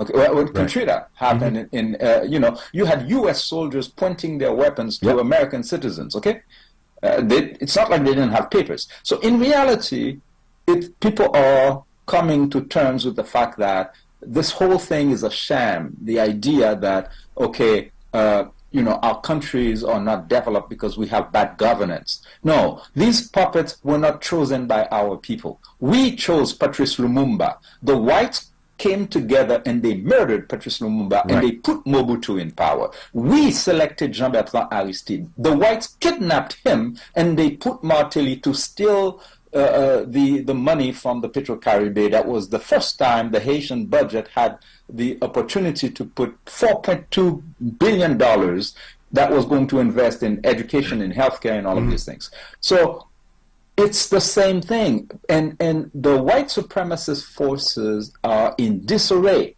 because what's happening in Haiti might be something they can contain, but on the African continent, they're talking about uranium, which they need for everything. They're talking about coltan. So if the Africans now demand that fair price is paid for their resources and that they have the companies, because the reason why the brother and many people that you've interviewed here are not inside of Haiti is because they've placed this class of parasites whose I've mentioned before, Bijo, the white warlords who are really the ones who are running the gangs.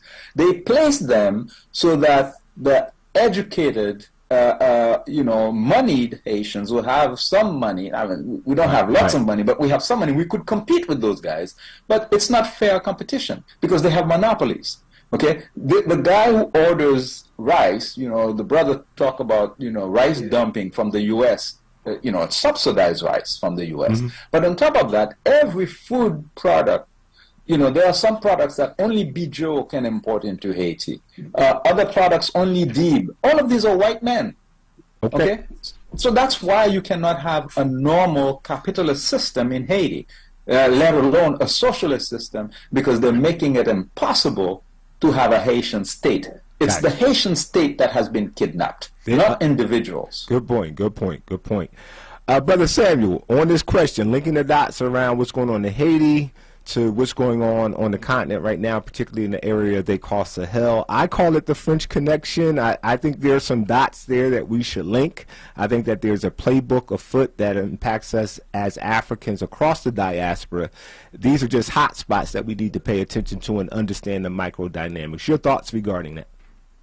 I mean, actually, I really would like to believe that this is a reawakening, right, of the African continent and of black people as a whole.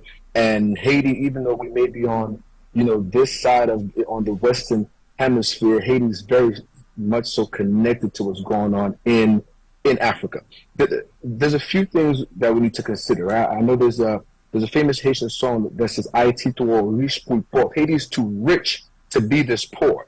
And I think that is what you're seeing in Haiti, but also what you're seeing in Africa. How come we are in the state that we're in, but the resources that are continuously going to these European countries to make them rich are coming from us, right? And now I think African nations, especially with that French connection, they're saying stuff like, hey, we're not going to let your oil pipeline come through our country. They're saying now, close your military bases, right?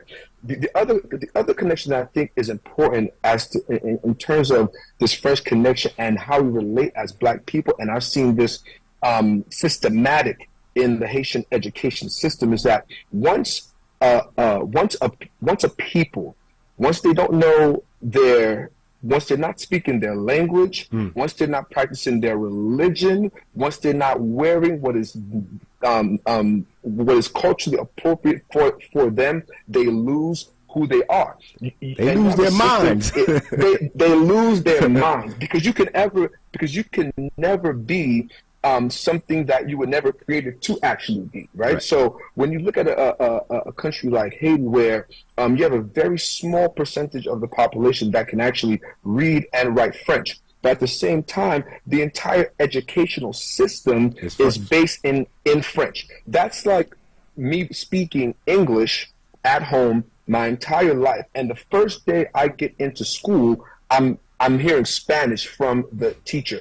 What does that do mentally to a kid in Haiti, where literally language is being used as an instrument of alienation, as a weapon to literally take people out of the conversations?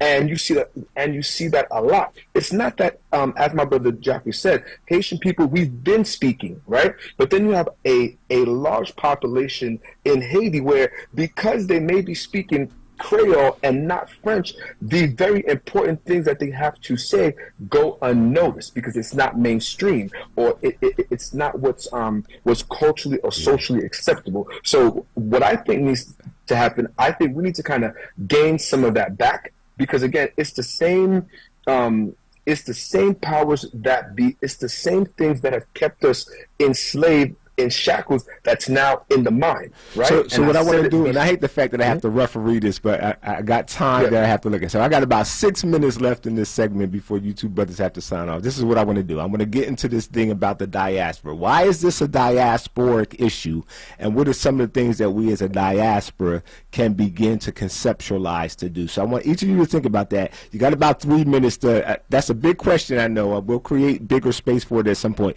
Within that, though, I also want to weigh in a couple questions I've gotten from people who are listening in. One person wants to know, ask them who we can, or what we can do, who can we boycott? What can we do as, in all of this, where should we focus our energies of displeasure as a diaspora? So work that in. And somebody also wants to know the role of missionaries.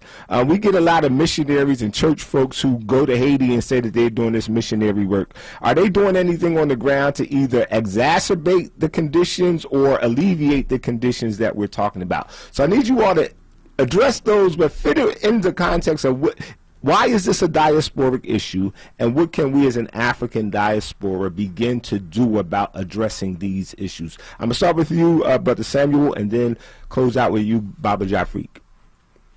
Absolutely. I think when it comes to Haiti, it's hard to really say, well, what can you do? Where can you boycott, right? Because a lot of these things are, they're intermingled in ways that is very, very hard for us to even recognize in many ways. I think there are a lot of great people that are on the ground. We are on the ground that are currently doing this work of trying to provide for a better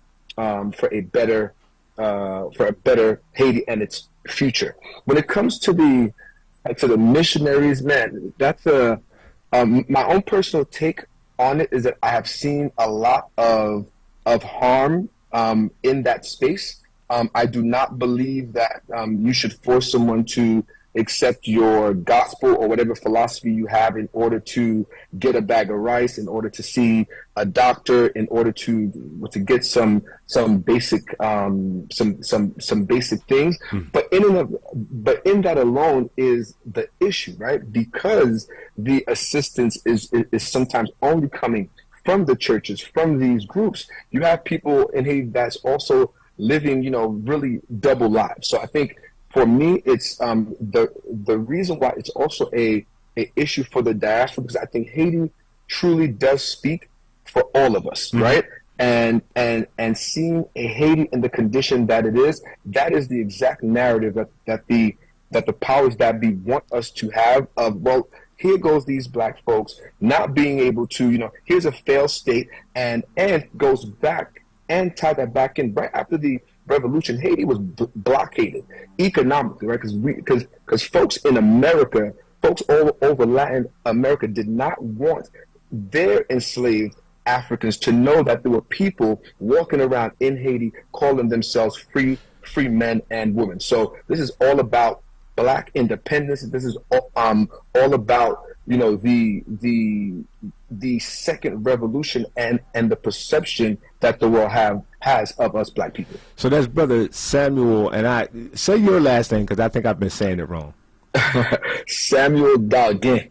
Darguin. I put all kinds of extra syllables up in that joint. Right, Haitian American Caucus. I put his link on our Facebook Live page. Please check him out. Please spread the word. Let people know that they can hear you and have heard you. I'll definitely be looping back to you for further conversations, my brother. I'm going to go over my commercial a lot of time, Brother Jafrik. I know my producer's going to be mad, but you got 3 minutes to give us that, why the diaspora matters and any other issues you want to hit on within that. Are you on mute? Yes. It's because it's the enemy is white supremacy. Therefore, the African diaspora has to come together to fight it. And, you know, sometimes people talk about skin color. That's not what we have in common. We have DNA in common. We are real family. It's not, you know, a surface thing. It's a deep thing. There's nothing deeper than DNA, okay? So when we are seeing the confinement of Africans, you know, as we speak here, brothers and sisters, we have thousands of our flesh and blood that is drowning into the Mediterranean. You know, that is Africans living the African continent trying to find life in Europe when they're leaving the richest continent on earth. Right. It's the same thing that's happening in the Atlantic Ocean with Haitians, with Cubans, with Dominicans, but it's all black Dominicans. The other thing is Haitians have been pushing this fallacy that we are all in the same boat. It's not true. Not a single light-skinned Haitian died of cholera. Okay? Because there is colorism that is connected to this whole thing as well. The closer you are to whiteness, the more chances of survival you have in Haiti today. That's not acceptable in 2023. And so what we're talking about here requires African people like Kamala Harris to understand her role in the big White House. Her role is not to stay there and be pretty. Okay? When our ancestors were enslaved in the fields, we also had Africans who were playing the violin in the big house, who were in the kitchen. Their role was to find out what Massa was doing so they could overthrow the system and liberate their people. That's what we need to do. And that's why last year we called upon black people all over the planet, especially those who are enrolled in the armies, not only the armies of Haiti, of African countries, but the army of the United States, of Canada, to absolutely refuse to attack Haiti for the benefit of those 15 white mafia families that I call the white warlords of Haiti. That is betrayal. It may sound drastic, but you know what? Frederick Douglass did that. Okay, Frederick Douglass was hired by the United States to try to steal Mole Senicola for the United States as a military base, and they named him consul in Haiti in 1890. Most people don't know that. 2 years later, okay, he retired because he didn't want to betray Haiti. And he went in the air to explain that they were asking him to commit a crime against his conscience. Yes. That's what people should be doing. And you have brothers like Danny Glover, like Maxine Waters, who have stood up with the Haitian people at the same time that Kamala and Brian Nichols are betraying their brothers. And that's an important point, because I remember when the U.S., quote unquote, in similar pretenses, invaded Grenada. Exactly. And we were like, yo, brothers. It was a lot of brothers in those U.S. camouflage military uniforms. We had no idea where they were, and were part of overthrowing an independent, Caribbean, black, African nation. And we got to at least educate ourselves to that point where do no harm. Don't become complicit in the games and the machinations that are going on in the attempt to recolonize us as African people, whether we're on the continent, whether we're in the so-called Caribbean, or whether we're right here in these United States of America. Thank you both for joining us. I'm sorry I don't have more time, but I'm definitely going to make more time for this much-needed conversation. Coming up on a commercial break. When we come back, you'll hear the voice of, I always say this name wrong, Tetpwav Soley, giving you his perspective of what's going on the ground in Haiti. Talk with you after these messages. It's time for an NBC 10 First Alert weather update. Cloudy skies for the rest of the morning with a chance of scattered showers. Will warm to 73 at noon, 76 this afternoon. The clouds hanging in there with scattered showers possible into this evening. Tomorrow, showers and thunderstorms in the morning and another round in the afternoon and evening. Otherwise, partly sunny, warm and humid up to 85. Then the storms move out, back to sunshine and nice summer weather for Saturday, a high of 85 under partly sunny skies. I'm NBC 10 First Alert meteorologist Bill Henley. Time for a traffic update on Wurd Radio. Watch for heavy delays, 95 northbound Essington Avenue to Packer Avenue. Got the birds in action tonight. Platte Bridge is heavy eastbound midspan to 26 in Penrose. On the Schuylkill, we're heavy eastbound Blue Ridge to Belmont Avenue. Also the Boulevard to University Avenue. Westbound, we back up University Avenue to Girard Avenue and the Boulevard out to Belmont Avenue. Watch for heavy delays on the Boulevard northbound between 76 and Broad Street. We have some delays on the Ben Franklin Bridge westbound, midspan, pretty much up to North 5th Street, and then 676 in Camden. That's heavy southbound, Atlantic Avenue, 276. Report brought to you by America's Best Contacts and Eyeglasses. Look sharp, shop smart, and take care of your eyes. Visit America's Best for a professional, comprehensive eye exam, plus 2 pairs of glasses, starting at just $79.95. Shop online or book an exam at americasbest.com. That's americasbest.com. For more traffic information, log on to sigalert.com. I'm Jason Lee with your Philadelphia area traffic. What's up, Philly? It's Solomon Jones. Don't look now, but back to school is just around the corner. How will that work for you? Did your child's education plan work for you last year? Were safety issues, bullying, and persistent health concerns working together to make your child or grandchild's life miserable? Maybe it's time to consider Commonwealth Charter Academy. They know how school should work. Commonwealth Charter Academy, or CCA, has a 21-year track record of providing a flexible, stable, online education in the comfort of your home. Enroll today at ccaeducate.me. Here are some benefits that could work for your family. 1. A world-class, flexible, customizable education streamed directly to your home at no cost to you. 2. Laptops, headphones, high-speed internet access, and learning materials all provided at no cost to you. Join the more than 4,200 students from Philly who already attend CCA. Enroll for the fall at ccaeducate.me. Trust me, they know how school should work. Tune in this Friday at 9:20 a.m. for Tech Life Steph's Digital Tip of the Week. Listen throughout the week for her digital updates. Brought to you by Comcast. Hey, Dad, how do airplanes fly? What's in this box? Can I touch this? Where does sand come from?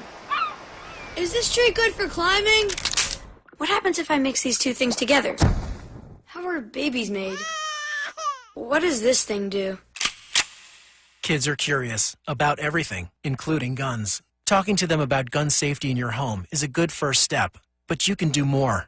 Always keep your guns locked, unloaded, and stored separately from ammunition. Storing your guns securely is the best way to prevent family fire, including unintentional shootings. For more information on safe gun storage and ways to keep your family safe, visit endfamilyfire.org. That's endfamilyfire.org. What do we keep in the attic? What's this thing called? Can I ride my bike backwards? Like I said, kids are curious. It's up to us to keep them safe. Brought to you by End Family Fire, Brady, and the Ad Council. Teachers shape the future. Right now, in a classroom somewhere in the United States, there's a teacher inspiring a future scientist who'll make preventing pandemics their life's work. Sharpening the mind of an aspiring environmentalist who'll help combat climate change. And generating possibilities for a student who'll be the first in their family to graduate college. Explore a career that leaves a legacy you can be proud of. Teach. Learn more and receive free support at teach.org. You're listening to Evening Words on WURD, Progressive Black Talk Media. I am James Bergno, a.k.a. Rebel Lion, and I am presently right now in Port-au-Prince, Hayti. I don't like saying Haiti because I don't like hating, so I'm in Port-au-Prince, Hayti right now. I'm in Delmas. It's a part of Port-au-Prince, you know, not far from Pétionville, you know, not far from Woodfair. So I'm on Delmas. If anybody knows Haiti, you know where Delmas is.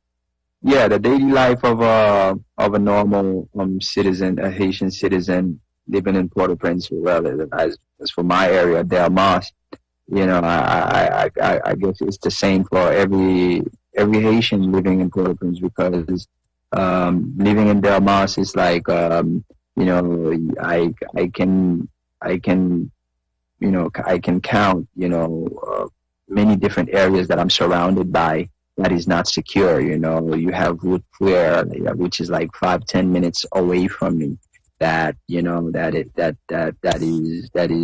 on lockdown by gang activities, you know, right by the police academy. You know, it's like 10 minutes away from where I'm at right now, you know, and you know, I cannot step foot there. You know, the U.S. embassy is like, it's like another about 10 minutes away from where I'm at right now.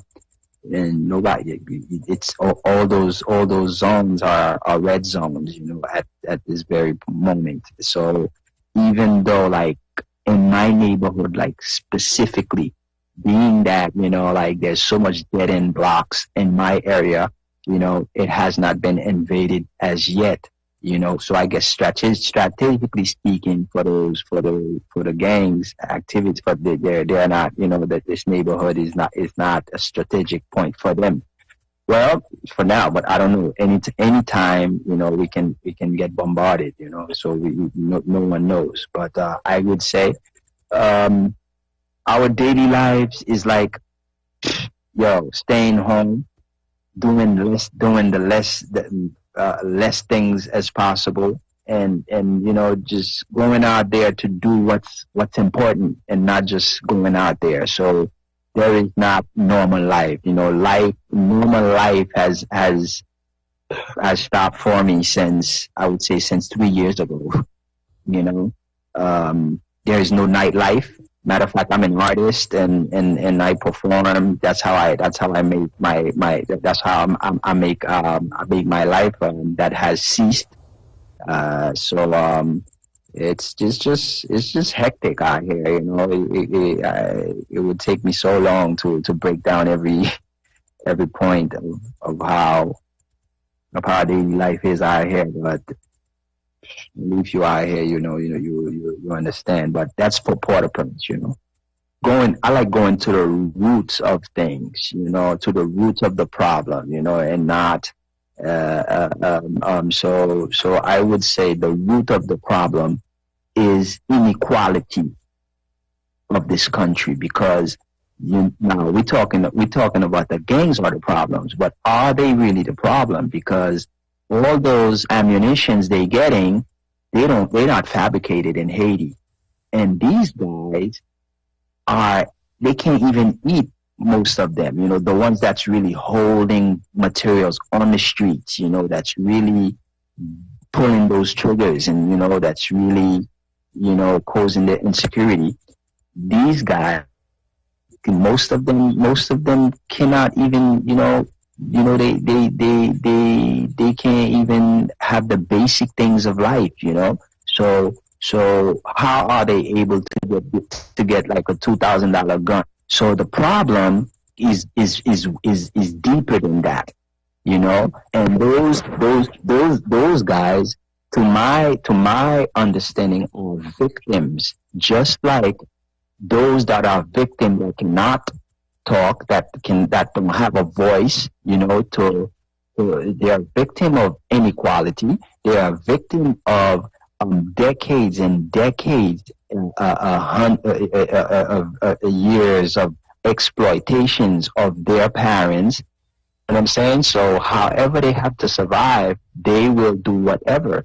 So to me, this is the root of the problem. Maybe some will have a problem with my perspective, you know, but the root of the problem is that the people been living in the condition, in human condition, in the last 40 years, never focused, never solved the people's problems. So the people's problem has become the way it is because of unsolving those issues, you know, that we take down from years and years ago until today. It's so complicated. You know, it's entangled. It's like a pasta. It's all entangled from years and years ago now. For one, that's why it seems like it's impossible. But in reality, they need to solve the problem of the people. You know, they need to solve the problem of the youths. They need to solve the problem of the basic necessities. That's what that's where the problems reside. I would say to the diaspora all over that you know, if they would like to contribute, you know, in making a change and making a real change, and you know, for their people, whether it's Haitians or just the black race, is to really, you know, like reconnect. Me personally, I see more foreign white people come out here doing what we should be doing, you know, as black people all over the world. You know, I mean, we may have our own issues of life, or, you know, and that, you know, the privileges are not set like it is set for those white folks. But I see missionaries out here, you know, manipulating, indoctrinating, you know, our people just because of hunger. You know, our people are turning away from their roots because of hunger. So when the people come out here able to give them a plate of food and call on Jesus' name, you know, and they bow to that and they embrace that. So us black, you know, people, you know, from all over the world, we need to reach our hands to our peoples, because the conditions, you know, that is set here is set up to break us down in many, many different ways, you know. So it's like it's set up, you know, to break us down holistically speaking. So I really think we need to take part into like here in Haiti, there is no school, you know, there is no Pan-Africanism movement, you know, that, you know, the Haitian people are not informed about what's taking place in Africa right now. So there is no interconnection. There is no connection. You know, we completely disconnected. You know, and that's why we have no leaders. Even our leader, for me personally, there is no leaders here that has any charisma that can move me with a speech or anything, because even our leaders is not concerned about what's taking place in Africa right now. So what kind of leaders are we going to have for the next 10, 20, 30, 40, 50 years? So Haiti, we trap out here. We don't know for how long. You see what I'm saying? I cannot identify any leader. Even in my post, I'm trying to tell the youth of Haiti to look towards Africa. Look towards the leaders of Africa, the Pan-African leaders, because we don't have any here. You see what I'm saying? The gang situation is not as critical as it is from other places in the country, because you have 9 departments in the country, and Port-au-Prince is just one of them. But the issue is that, you know, is to get to those places, because I'm here in Port-au-Prince and I often go to the South. I have activities I'm taking place in the South and doing agroforestry works in the South. But for me to get to the South, it's a hassle. Because severe flooding from recent hurricanes and other storms has left hundreds of thousands of cars, trucks, and other vehicles unsafe to drive. Flooded vehicles are supposed to be dismantled for usable parts or crushed for scrap, and a flood title should be issued to that car. But some shady dealers will buy a flooded vehicle, clean it up, and get it retitled with no indication it was flooded. Or uninsured cars will be cleaned up by the owner and sold online, also with no warning to the buyer. If the price is too good to be true, it probably is. Make sure to check for flood damage and have a qualified mechanic inspect the vehicle before you write a check. The free VIN check service from the National Insurance Crime Bureau is a good place to start. Head over to nicb.org to check it out. To report fraud, call us at 1-800-TEL-NICB. This is a public service message from the National Insurance Crime Bureau. Tune in every Saturday at 6 p.m. to Recovery Talk 101 with your host, Rick Ford, talking about addiction, treatment, and recovery, right here on Wurd Radio.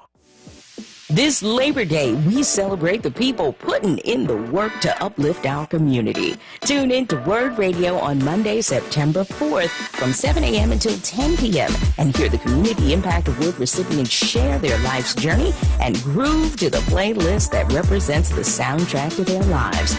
Feel inspired by the life lessons of Mika Johnson, CEO of All Black Everything Pop-Up, Dr. Delana Wardlaw, and Dr. Elena McDonald of the Twin Sister Docs, Jasmine A. Smith, founder of Icon Sports League, and our very own Troy Wilmore, technical production manager, radio show producer, and remote broadcast engineer. Also, tune in for the encore broadcast of the 2021 Community Impact Award winners, Theater in the X. That's the Putting in the Work Labor Day special, Monday, September 4th from 7 a.m. until 10 p.m. only on WURD, Progressive Black Talk Media. Austin Center here, driver of the Discount Tire, number 2 Ford Mustang, and 2022 NASCAR Cup Series Rookie of the Year. Having the right tire pressure on the racetrack is crucial to my success. Tire pressure is also critical to keeping you safe on the road. Whether it's for safe stopping distances in all seasons or getting the best gas mileage, you want to keep your vehicle's tires properly inflated. Check your tire pressure at least once a month or stop by a local tire retailer for an air check. A message from the U.S. Tire Manufacturers Association. Hey, hon, what you doing with your phone? Do flowers have best friends? I don't know. Hey, look. Whoa. Some answers can only be found in nature. Discover the unsearchable. Visit discovertheforest.org to find a trail near you. Brought to you by the United States Forest Service and the Ad Council. We're bringing joy and power to the people. This is Wurd Radio, 900 AM and 96.1 FM, WURD, Philadelphia. Celebrating 20 years of progressive black talk media. Streaming online at WURDradio.com and the Wurd Radio app. You're listening to Evening Words on WURD, Progressive Black Talk Media. Fly by plane, which I don't have the money to do so. So I have to take the public bus because I cannot drive my car, through the gang to the gang affected areas because my life will be in complete danger. So I have to take the public buses and in camouflage, use all kind of maroon strategy so that I'm not identified as somebody who is, who can pay ransom if I'm kidnapped or anything like that, So it's very, very complicated. So the gang activities in Port-au-Prince affect all the areas, all the 9 departments, even though the violence is not the same there. You see what I'm saying? But the other thing is that the gangs are so well organized. They have allies in all the different departments. Even though it's not as high as Port-au-Prince, they have to be more careful because they are at risk doing certain activities in the countrysides or whatever because they can't get away as easily. If they get caught by the people, then their life is in danger. So it's more complicated. But it's the gang activity is all out there.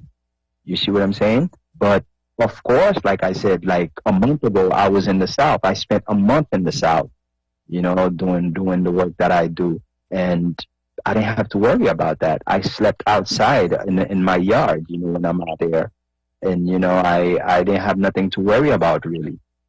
But you still have to be careful because the way the gangs are functioning, you have to be really, really on point because you don't know who's who.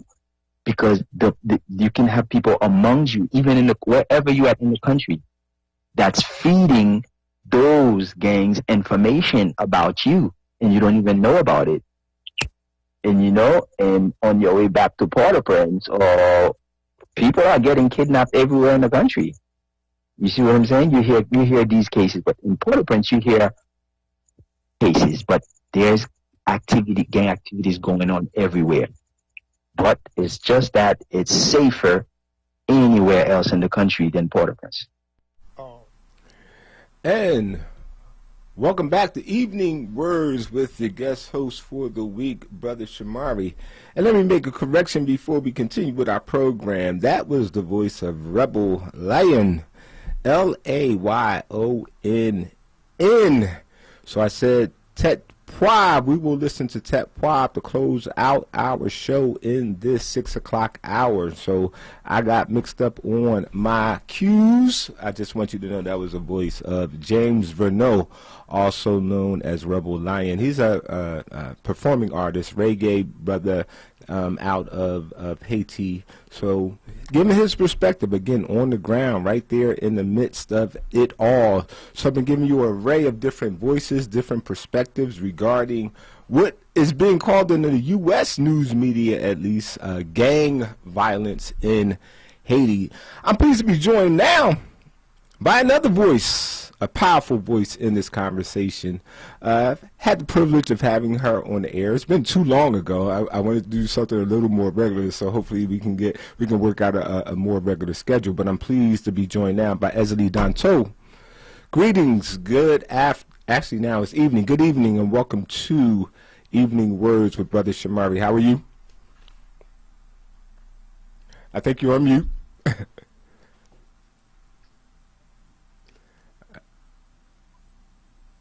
Honor and respect. I'm very good. Thank you.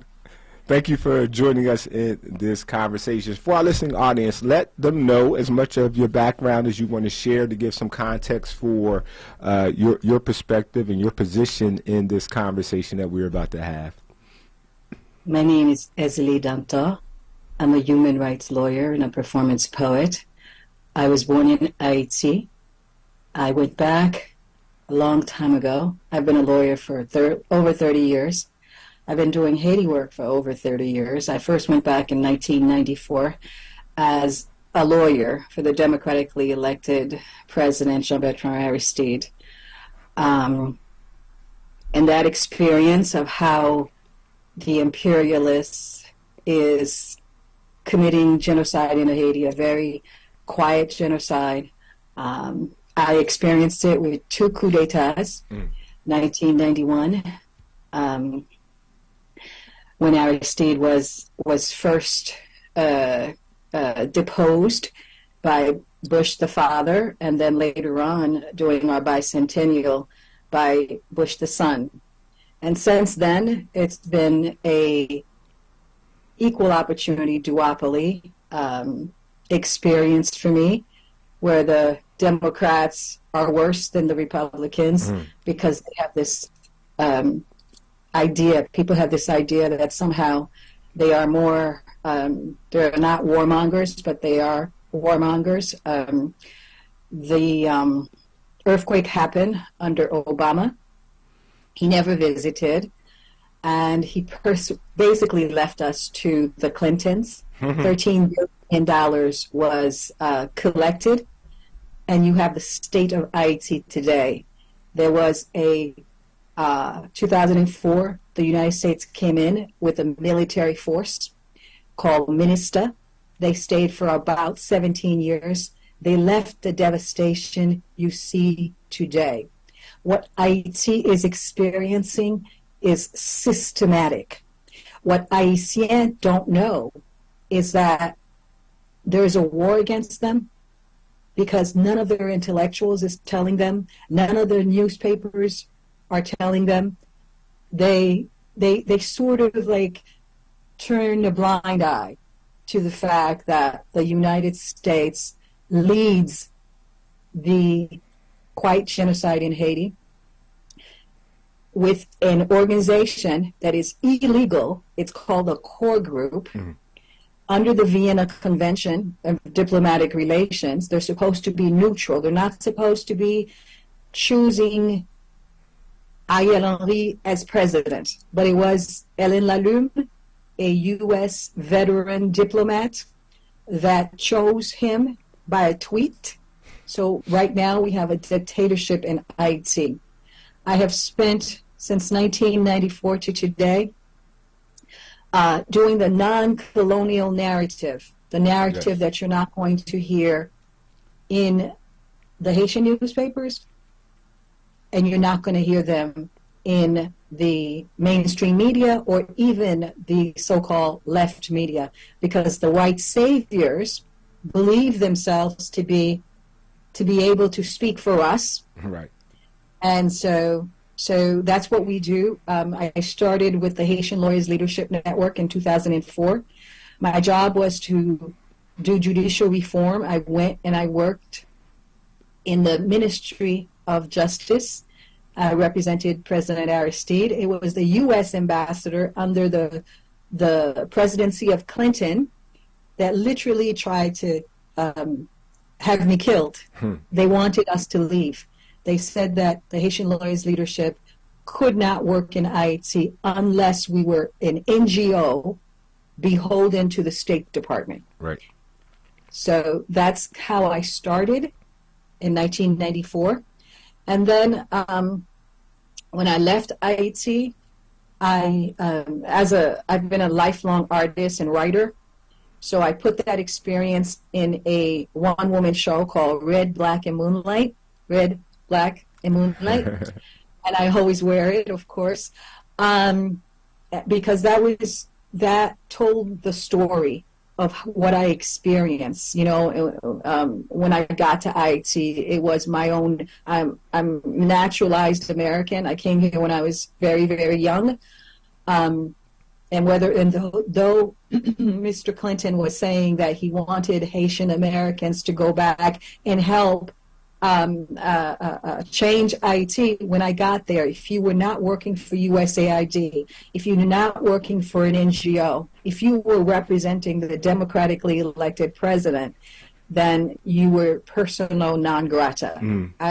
So that's my experience there. And then in 2004, the United States deported the democratically elected president.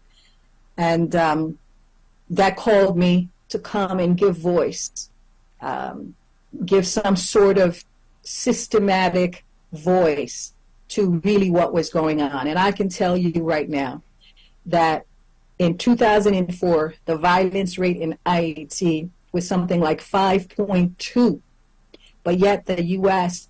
was doing their coup d'etat. Along with, we have apartheid in Haiti, and less than 1% of the population, a group of the buffer races, I call them. They are the Syrians, the Lebanese, and the Israelis, with Bijou being the top and Merv being his competition. And these families, they work as overseers for the imperialist. They, along the years, they've been given monopolies on every level of the local economy. And so the United States white supremacy made a decision after our independence to come as one fist against us. The good thing that no intellectual is telling Haitians is that the only reason they're talking about more invasion is because no matter how bad their newspapers keep telling you about us, the people actually do fight back. Right. And so that's why they have all levels of terror that they unleash upon us. So the apartheid in Haiti is worse than the apartheid that was in South Africa. But yet, no newspaper talks about it. Neither Haitians or the one that actually manufactures consent to everything is the Miami Herald, Jacqueline Charles. She works essentially for the State Department, and they decide what they're going to say about everything. If you guys go back to the earthquake, you can see the WikiLeaks documents. Her name is there. She was with the Clintons deciding, for instance, that President Aristide should not return to Haiti, and she was giving them all kinds of information about why he shouldn't. She's a journalist, supposed to be neutral, sells herself as neutral, but she is the Reuters, AP, and Miami Herald. They make up the sellouts, the embedded media that maintains the narrative that tells you that Haiti is a failed state because of black-on-black crime, and that the imperialists and the core group have nothing to do with it. As a matter of fact, the NGOs are so benevolent. They are always trying to help us. But let me tell you, the NGOs are a $90 billion business. They only come to masturbate on black pain, and that's what they do. And also to create certain Haitians who will fall in line like Ariel Henry, the current dictator. There is a dictatorship in Haiti, but you won't read that, like I said, from any of the newspapers, only from Free Haiti. So I started with the Haitian Lawyers Leadership Network. Then I realized that the law wasn't going to help us because the United States constantly goes against the law. For instance, Jovenel Moïse, the puppet president that U.S. elements killed in June 7th, 2021, he shouldn't have been in office, right? Because there were whatever was left of Haitian judiciary, they essentially said that his term was over. But the United States undermined that and said unilaterally that they recognized him. Same thing with under Obama, we had 3 fake elections, which is why I laugh when I see these integrated Negroes in America running around talking about Obama, the first black president. You know, we all know what he did to Africa. We all know what he did with Gaddafi. We left slave markets. So can I ask you on this note right here, stay in this space for a little while, because I think that when you say we all know, actually we all don't know. And I think that sometimes we don't fill in the blanks for people to understand the continuity and the relatedness of what's going on now. It has precedent. There are some things that were laid out, if we were paying attention, to know that we could have seen under Obama, under Clinton, under others, that lead us to the moment that we're in. So you can't go into detail about everything, but take some time to fill in some of the blanks around we all know, because we all don't know, unfortunately. And that's why I think we fall so easily for the contemporary narrative that we have a group of young men, young thugs who all of a sudden have taken over the you know, through gang warfare, the country called Haiti. Okay. So the United States knew in 2004 when it came into Haiti. What they do is they have their newspapers show you all these images of black on black crime. And Haiti is the most vilified, demonized nation.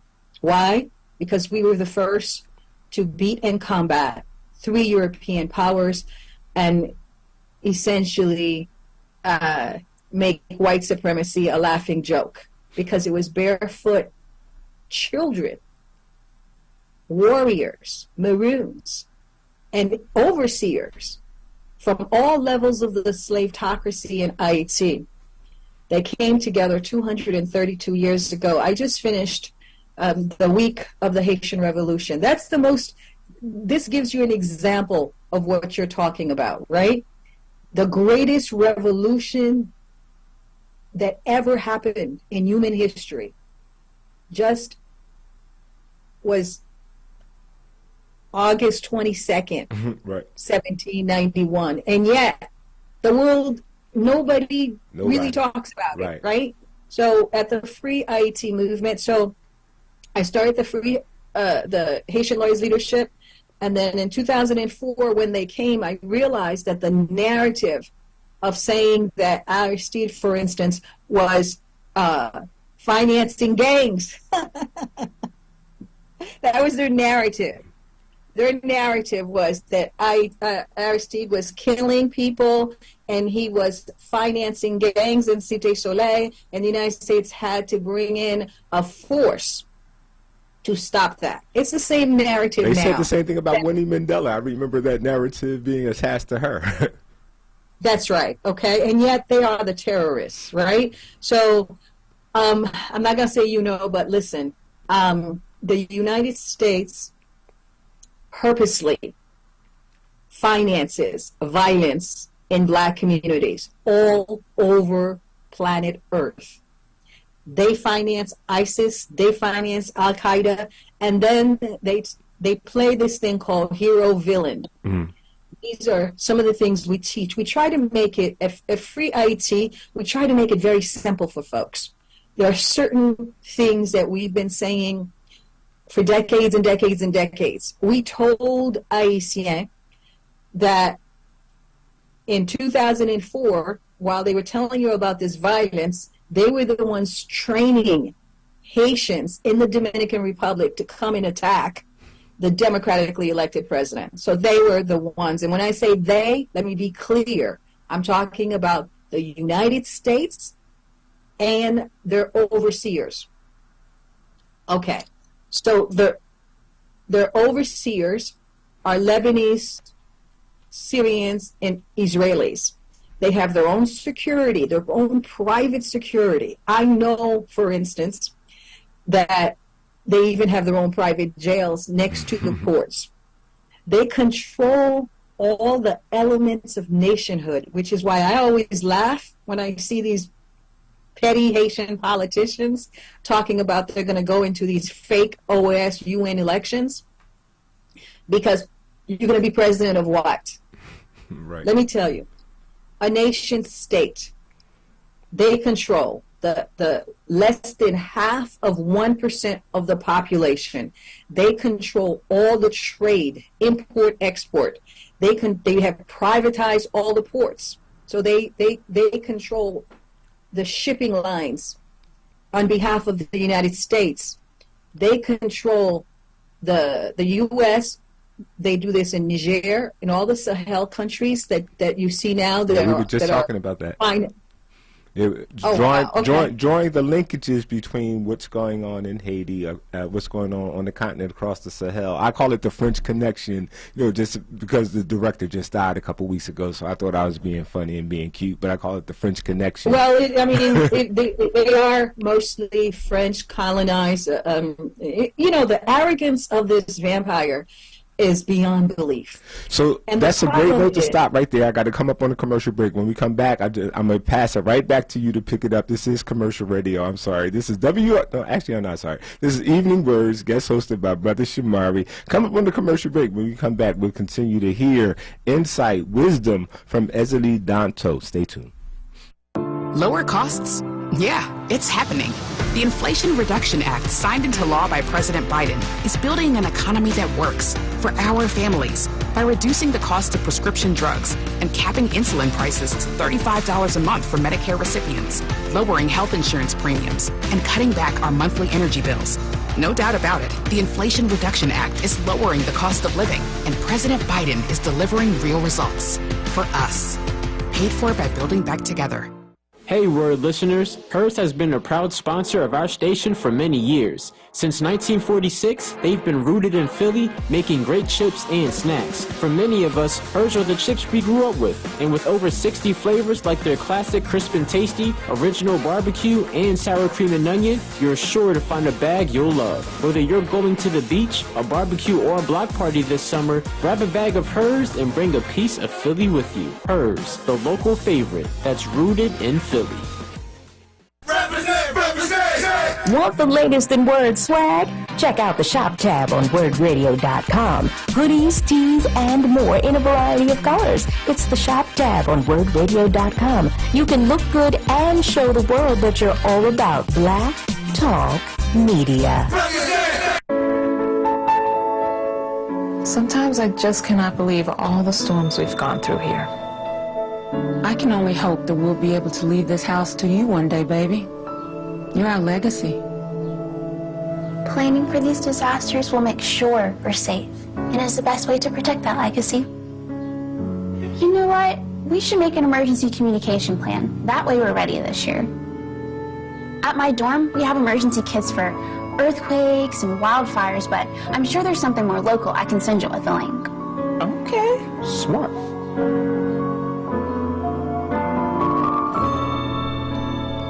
Protect your legacy. Visit ready.gov/plan for the tools and tips you need to start your emergency preparedness plan today. Brought to you by FEMA and the Ad Council.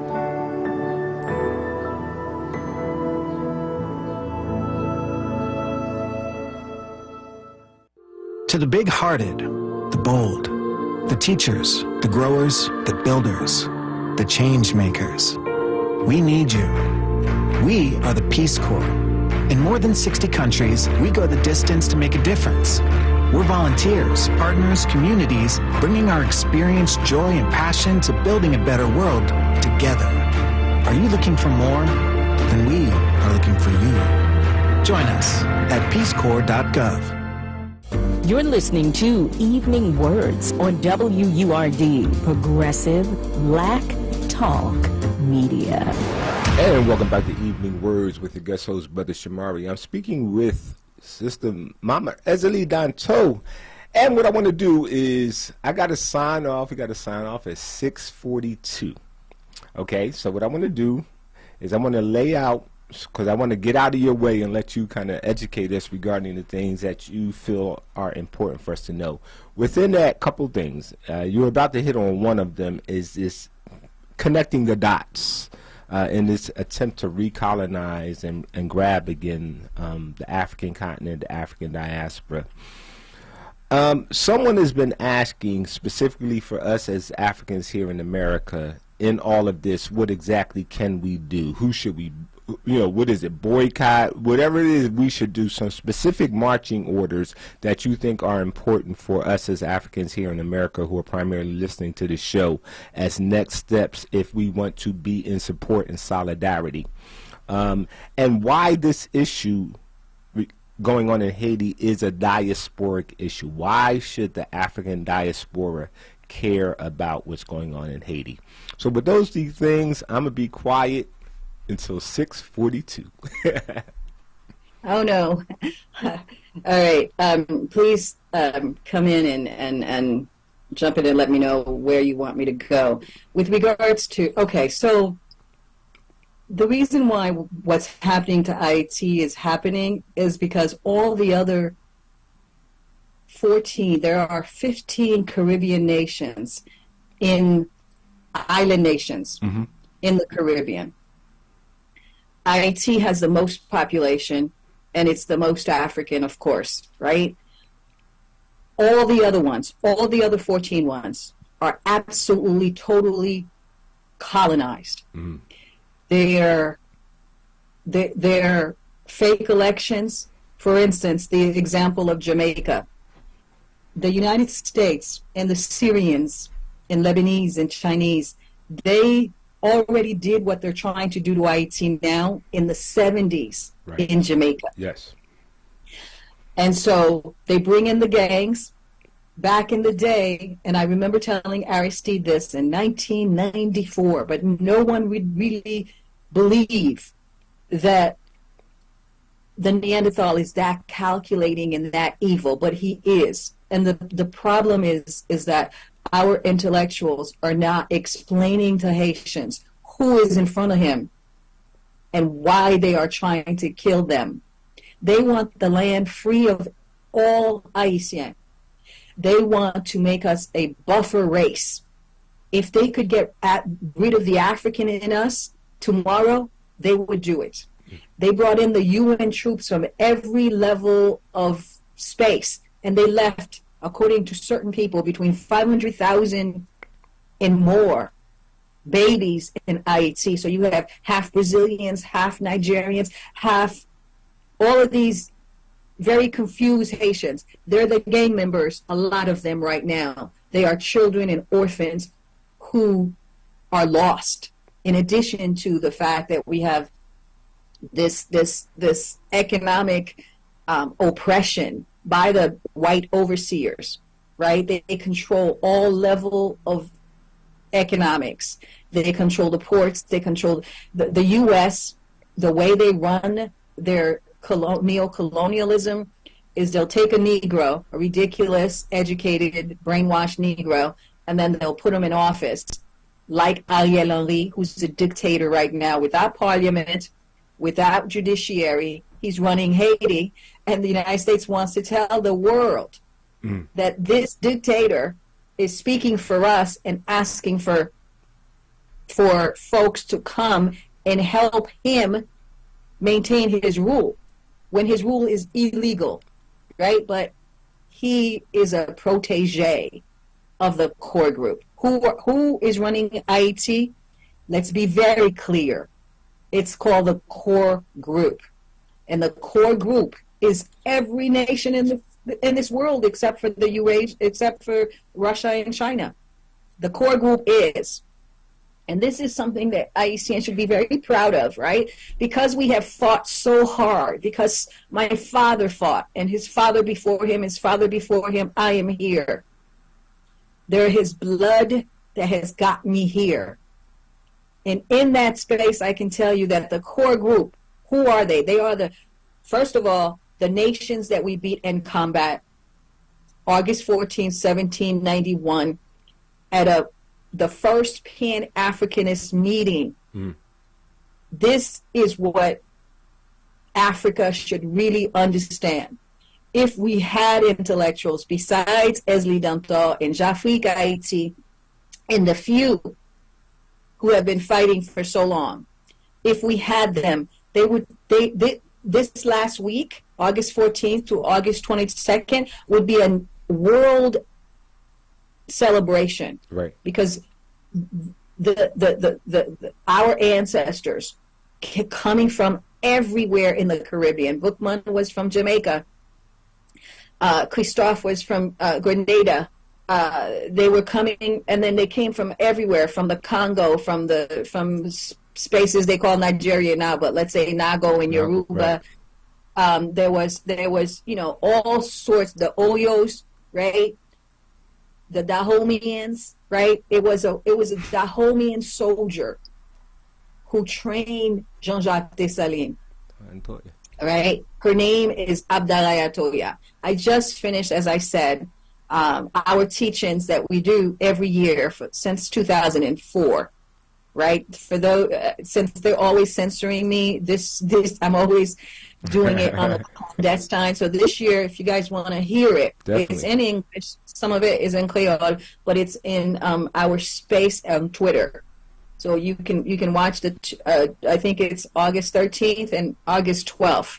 If you go to my spaces, I run there's a free Haiti. I hate the word hate because the real spelling is Hayti.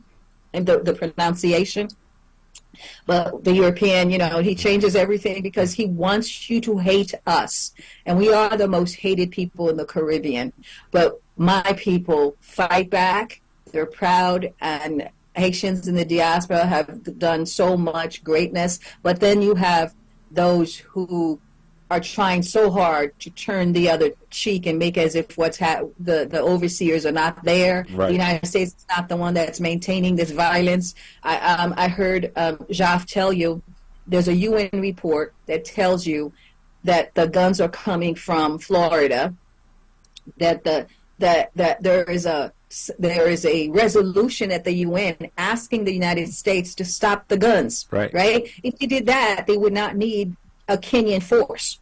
But the U.S. needs a racial front to continue to kill us. That's what they have come to do. What they're doing right now with the gangs is pushing people out of the shoreline spaces. Why? Haiti has the greatest cache of oil and natural gas. So our geologist says that Haiti's oil is like a swimming pool to Venezuela's cup of water. So they're not going anywhere. But my people have no clue, like I said, because none of the media is telling them that we have riches that the U.S. is not going to let go, like iridium. I've been saying it since 2004. The United States has been carting it out with the UN back when Minister was there, right? I mean, those of you've heard me talk about this asteroid that came out 66 million years ago, hit, and then we have all those continents and these tectonic plates. I even hear now that there's iridium in the north. So iridium is a very heat-resistant substance. It's used because, you know, the colonists now, they want to go and colonize out of space, right? So they want to bring all their terror and murder cosmic-wise. So this is why they are in Hayti. Number one, because Hayti is a military base where the United States play their games with Russia. So I've been saying it forever, right? So Hayti has the largest embassy in the Western Hemisphere. They built it in 2004, and it cost nearly $1 billion, and they have thousands of people in there, soldiers too.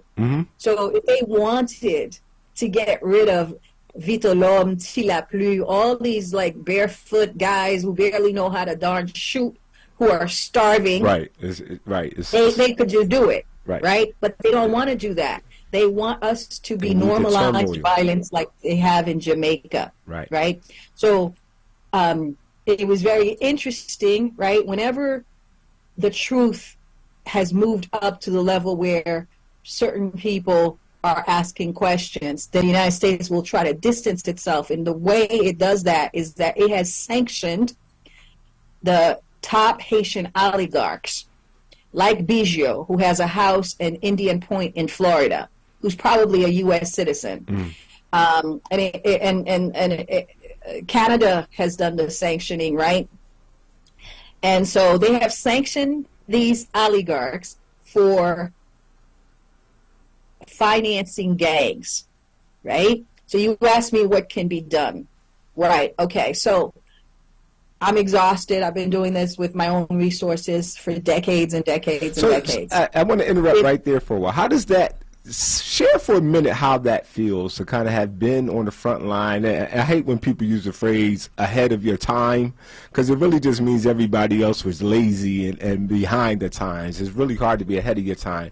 But now to see all of this stuff that you've been talking about and forewarning people about, and people kind of trying to dismiss you as whatever, too black, too whatever, now it's all coming to fruition. What's this moment like to really still have to work so hard to get people to understand what is right in front of them? It's like watching a slow accident on the highway.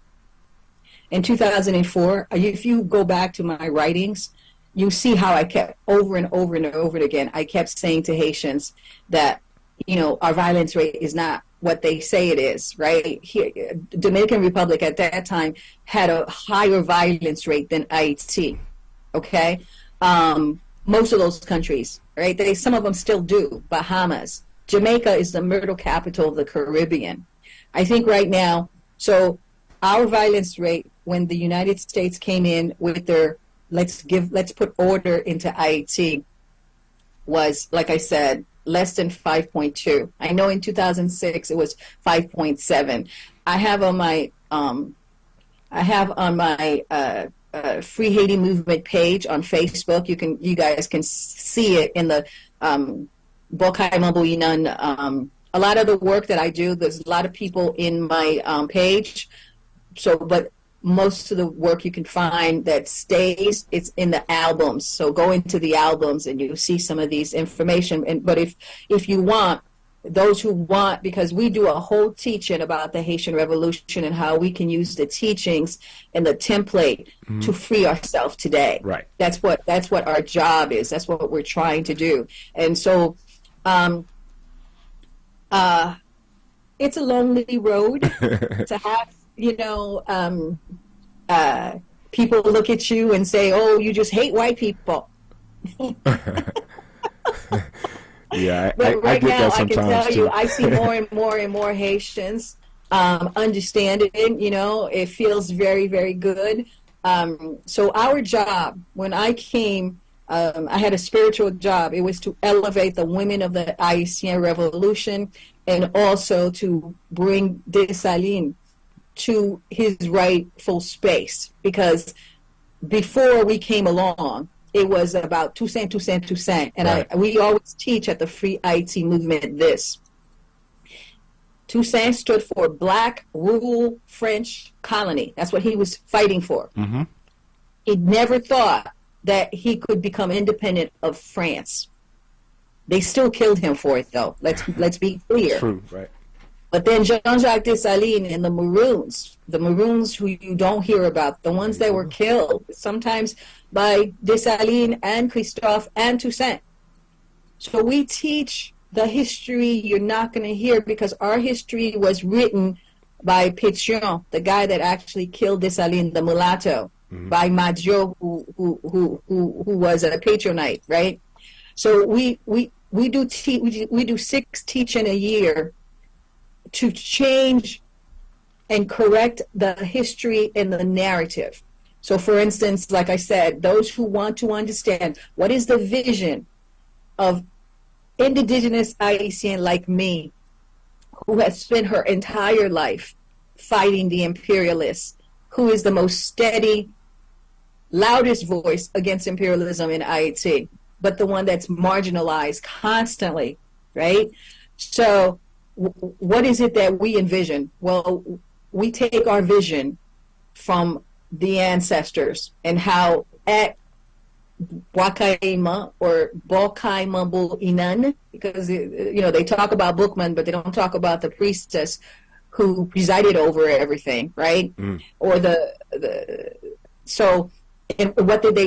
she was from the Congo, and I always say it, right? Mabamba Kanga Mandele Kanga Bafiochi Kanga Najoki Kanga Yo. What is the template for? And this is very important as you see what's happening in the Sahel right now, in those nations, right? Mali, Burkina Faso, Niger, right. Probably next is going to be Chad and Senegal. If we don't get it, some integrated Negro from ECOWAS going in there and trying to be the slave catchers. So that's what we see, right? We see that the educated Negro who has been educated in the schools and in the religion of our enemies, they become the modern day slave catchers, right? They're the ones that are marginalized my voice, right? Because slavery is different now. Slavery is economic, it's psychological, it's cultural, it's all of the above. Cultural, you understand? So when they take from the state the ports, so you're not trading anything. When they control the customs, when they control your police, they train your police. They train your military. Then what the hell are these African 54 nations being the president of? So on that note, and it's a big note to end on, and I apologize, but what I do want to do is, if you can, some marching orders, some next steps, some things that, particularly us here in America. Okay. If I had solidarity with folks, other lawyers, for instance, I would sue all the people that have been sanctioned on behalf of as many Haitians who have been kidnapped, lost property that's been possessed as possible. And we would own Port Lafito by the time we were finished. Even if we didn't win, like I said, the first thing I would do is put liens on these oligarchs' properties and houses. Bijou has La Suite d'Haïti, it's the steel, right? Our people have no knowledge how to get steel out of the earth, how to get gold out of the earth, how to get uranium out of the earth. We need that. We need the Haitian diaspora to have that expertise so that we could become self-reliant. And how can we do that? We need leverage. Okay. We've been looking for leverage for a long time, and it has to be multi-dimensional. We have to use every level of activity, like Neely Fuller says. So when I said AA Mabamba, it was to stop the Mandele, which means the stranger. That's what the priestess was saying. Stop the core group, right? Which is the United States, France, Canada, Spain, Germany, Brazil. And then they have 3 organizations that has everybody in it: the UN, the OAS, and the EU. That's what they call the core group. They have so violated the Vienna Convention of Neutrality that I would bring a case against all of them. Because I'm a lawyer, right? That's my space. Okay. What else? If you look at Mexico has sued American manufacturers of guns because they do what they're doing to Haiti. Right. They're doing it everywhere, right? So the guns of the cartels are coming from the United States, and Mexico has a case right now against the manufacturers of the guns that they have taken, right? Confiscated. I can't think of the word. Confiscated. Thank you very much. That's what I would do. I would do those things. I would bring a case. I would buy media, because we need media to tell the story I'm telling you right now to the world. I would let the African nations know this, what I just told you, the template, and I would let cities in Baltimore and Philadelphia, where the violence and the guns are there, these same answers that I'm giving to you, African Americans can do too. We can sue the gun manufacturers for what they're doing to our cities and our people. We can, just like Jamaica, Mexico is, right? So I'm getting in trouble because I really blew through this commercial break. For what I need you to do right now, let people know how they can reach out, learn more, website, whatever the best way is to keep in touch with the work that you do. All right, so I'm an old woman. I just started TikTok, so go over there and put some, I just started it because I never used to know what to do with that stuff. So go there. It's Èzili Dantò, Zilidanto. Just take out the E. Same thing with Instagram. I have a YouTube channel. It's ridiculous, right? I mean, less than 500 people listen. So go and do that. And if you're using Twitter, use the hashtag FreeHaiti, okay? If you know lawyers and activists who want to sue the manufacturers of guns, I mean, we can do a whole class action lawsuit. The whole thing could also be used for Philadelphia, Detroit, and so on. Like, we need to bring that narrative that it's not black on black crime. There's a greater agenda, right? And we need to expose that greater agenda if we're going to change. And we need to say this: Dessalines did not create a republic, right? That is captured by this core group, right? They control it by controlling electoral democracy, the way they do in Jamaica. If I want all of you to go check what is the violence rate in Haiti right now. Just put, what is the homicide rate? And then look for the homicide rate in Jamaica. And you wonder, what's going on? Why aren't they sending troops to Jamaica to help the people? Because all the lands. And on that note right everything. But in Haiti, we still own our lands. But they have us in what they call the Biden program right now. And I was going to ask you a little bit about that, the migratory, how that all fits in. So we're definitely going to have to schedule another time, a part 10 or part 20, because there's a lot for us to really understand. So I thank you for joining us here on Evening Words. I don't know if I'm going to commercial, Jordan, or if we're going to go right into Tetpwavs to close us out. Let me know which one. Jordan, it's on you. Tell me what to do. Either going to commercial or you're about to hear the voice of Tetpwav, our final interview in today's segment of my theme for the week, Black Everything Matters, the Black Diaspora Matters, and with a lens on Haiti and what we can do about it. Peace. Hey, are you a teen looking for a new hangout spot? I got some tea for you. Philly's community evening resource centers offer free activities and a safe space for us from 7 p.m. to 2 a.m. We can make new friends, eat food, get support, and more. And we'll even get a ride home. To learn more and find the center nearest you, visit phila.gov/DHS. That's phila.gov/DHS. Philadelphia, does it seem harder these days to get by? Well, there's one way to make keeping up a little easier, and it's right at your fingertips. The Philadelphia Water Department cares about your access to one of life's daily essentials. So, get help with your water bill. Visit phila.gov/waterbillhelp today and apply for one of the assistance programs with options for low-income and senior customers and those with special hardships. Even if you haven't qualified before, you may be able to get help now. So head to phila.gov/waterbillhelp to learn more. Need a minute? Take a breath and breathe in positivity. Here are words of joy and empowerment from Wurd Radio. To Black Women by Gwendolyn Brooks.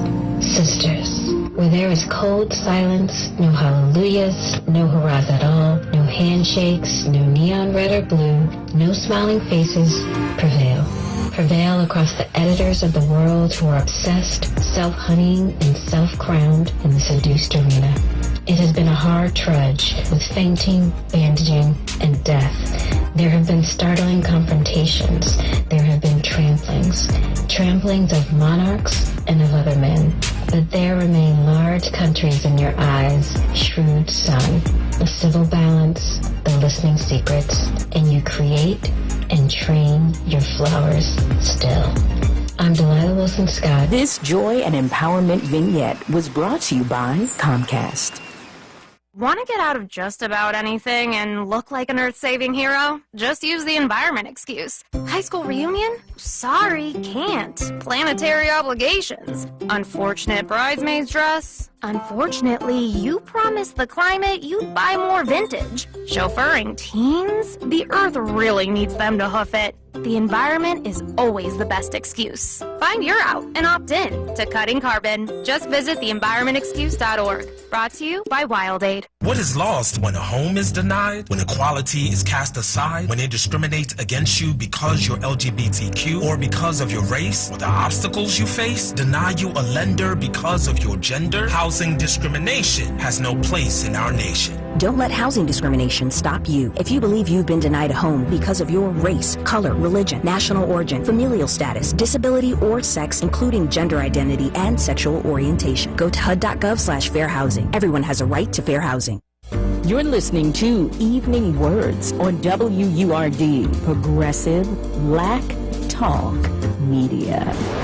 Oh, greeting, brother, and thank you so much for having me. My name is Tetpwav Soley, and I was born and raised in Haiti in a city called Sun City, which is the west side of the country, especially in Port-au-Prince. So I was raised there, but moved into a little southwest of this country where right now there's a lot of things going on, but we're going to talk more about it. Haiti, if we look at it, like you said, geographically, so in the south side, which is, I would say, southwest, like especially Matissan, that's the Matissan area, and I would say Port-au-Prince itself, but it's not everywhere in Port-au-Prince, and it is not everywhere in Haiti. I had a chance to go to Jeremy last December. Things were really smooth, you know, and Jeremy have the youngest population in the world, in the whole Haiti, and I had a chance last week to went to Ocap. It's different in many areas, but whatever the media is project on how Haiti is and probably how bad it is, it's not what it really is. I'm not saying you should just close your eyes and work everywhere in Haiti, but all of these things that's going on happening and strategically in the area where there's people that doing I would say there's a lack of community services and work, because people tend to abandon the area because the police force or who was supposed to protect them just run away. But some people strive to stay there. Like I said, Matissa is where my mom and some of the family has their places, not too close to where everything's going on, but people still live there. So therefore, it's not like a whole chaos just to go to Haiti and say that this is the worst place, like some people are saying, to be. Yeah, you have to be careful, but it's also, there's a lot of things. There's a lot of people that are helping the way they can. With, I would say, cultural, there's a lot of people that work with music. There's a lot of people working with the youth, you know, doing different things, like especially in OCAP.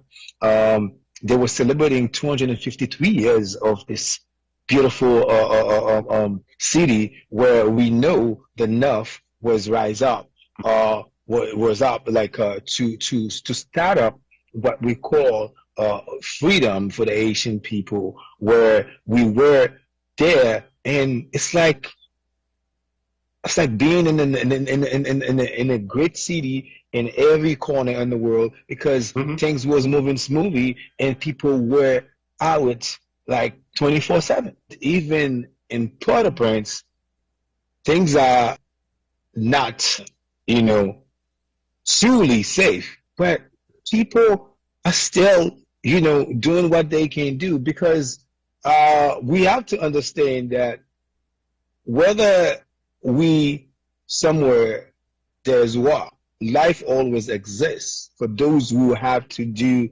for those who tend to live because they got things to do.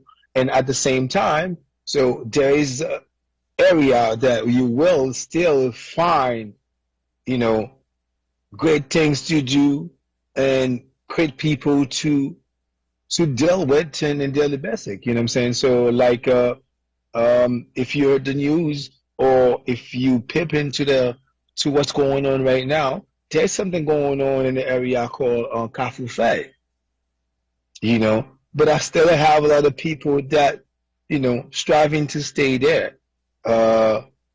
You got a great musician that from Laco Music, and is still have his school there and do everything that they can. And look at people in the area in the primary that try their best to stay there. But like I said, you heard more of the bad news than the good news, because that's how they project it. You know what I mean? Like I said, I'm not promoting like, okay, just go to Haiti, but I would say that you could always go to Haiti and enjoy the great part of it wherever you are, you know, but it's people that you connect with, you know what I'm saying? Because it's not that easy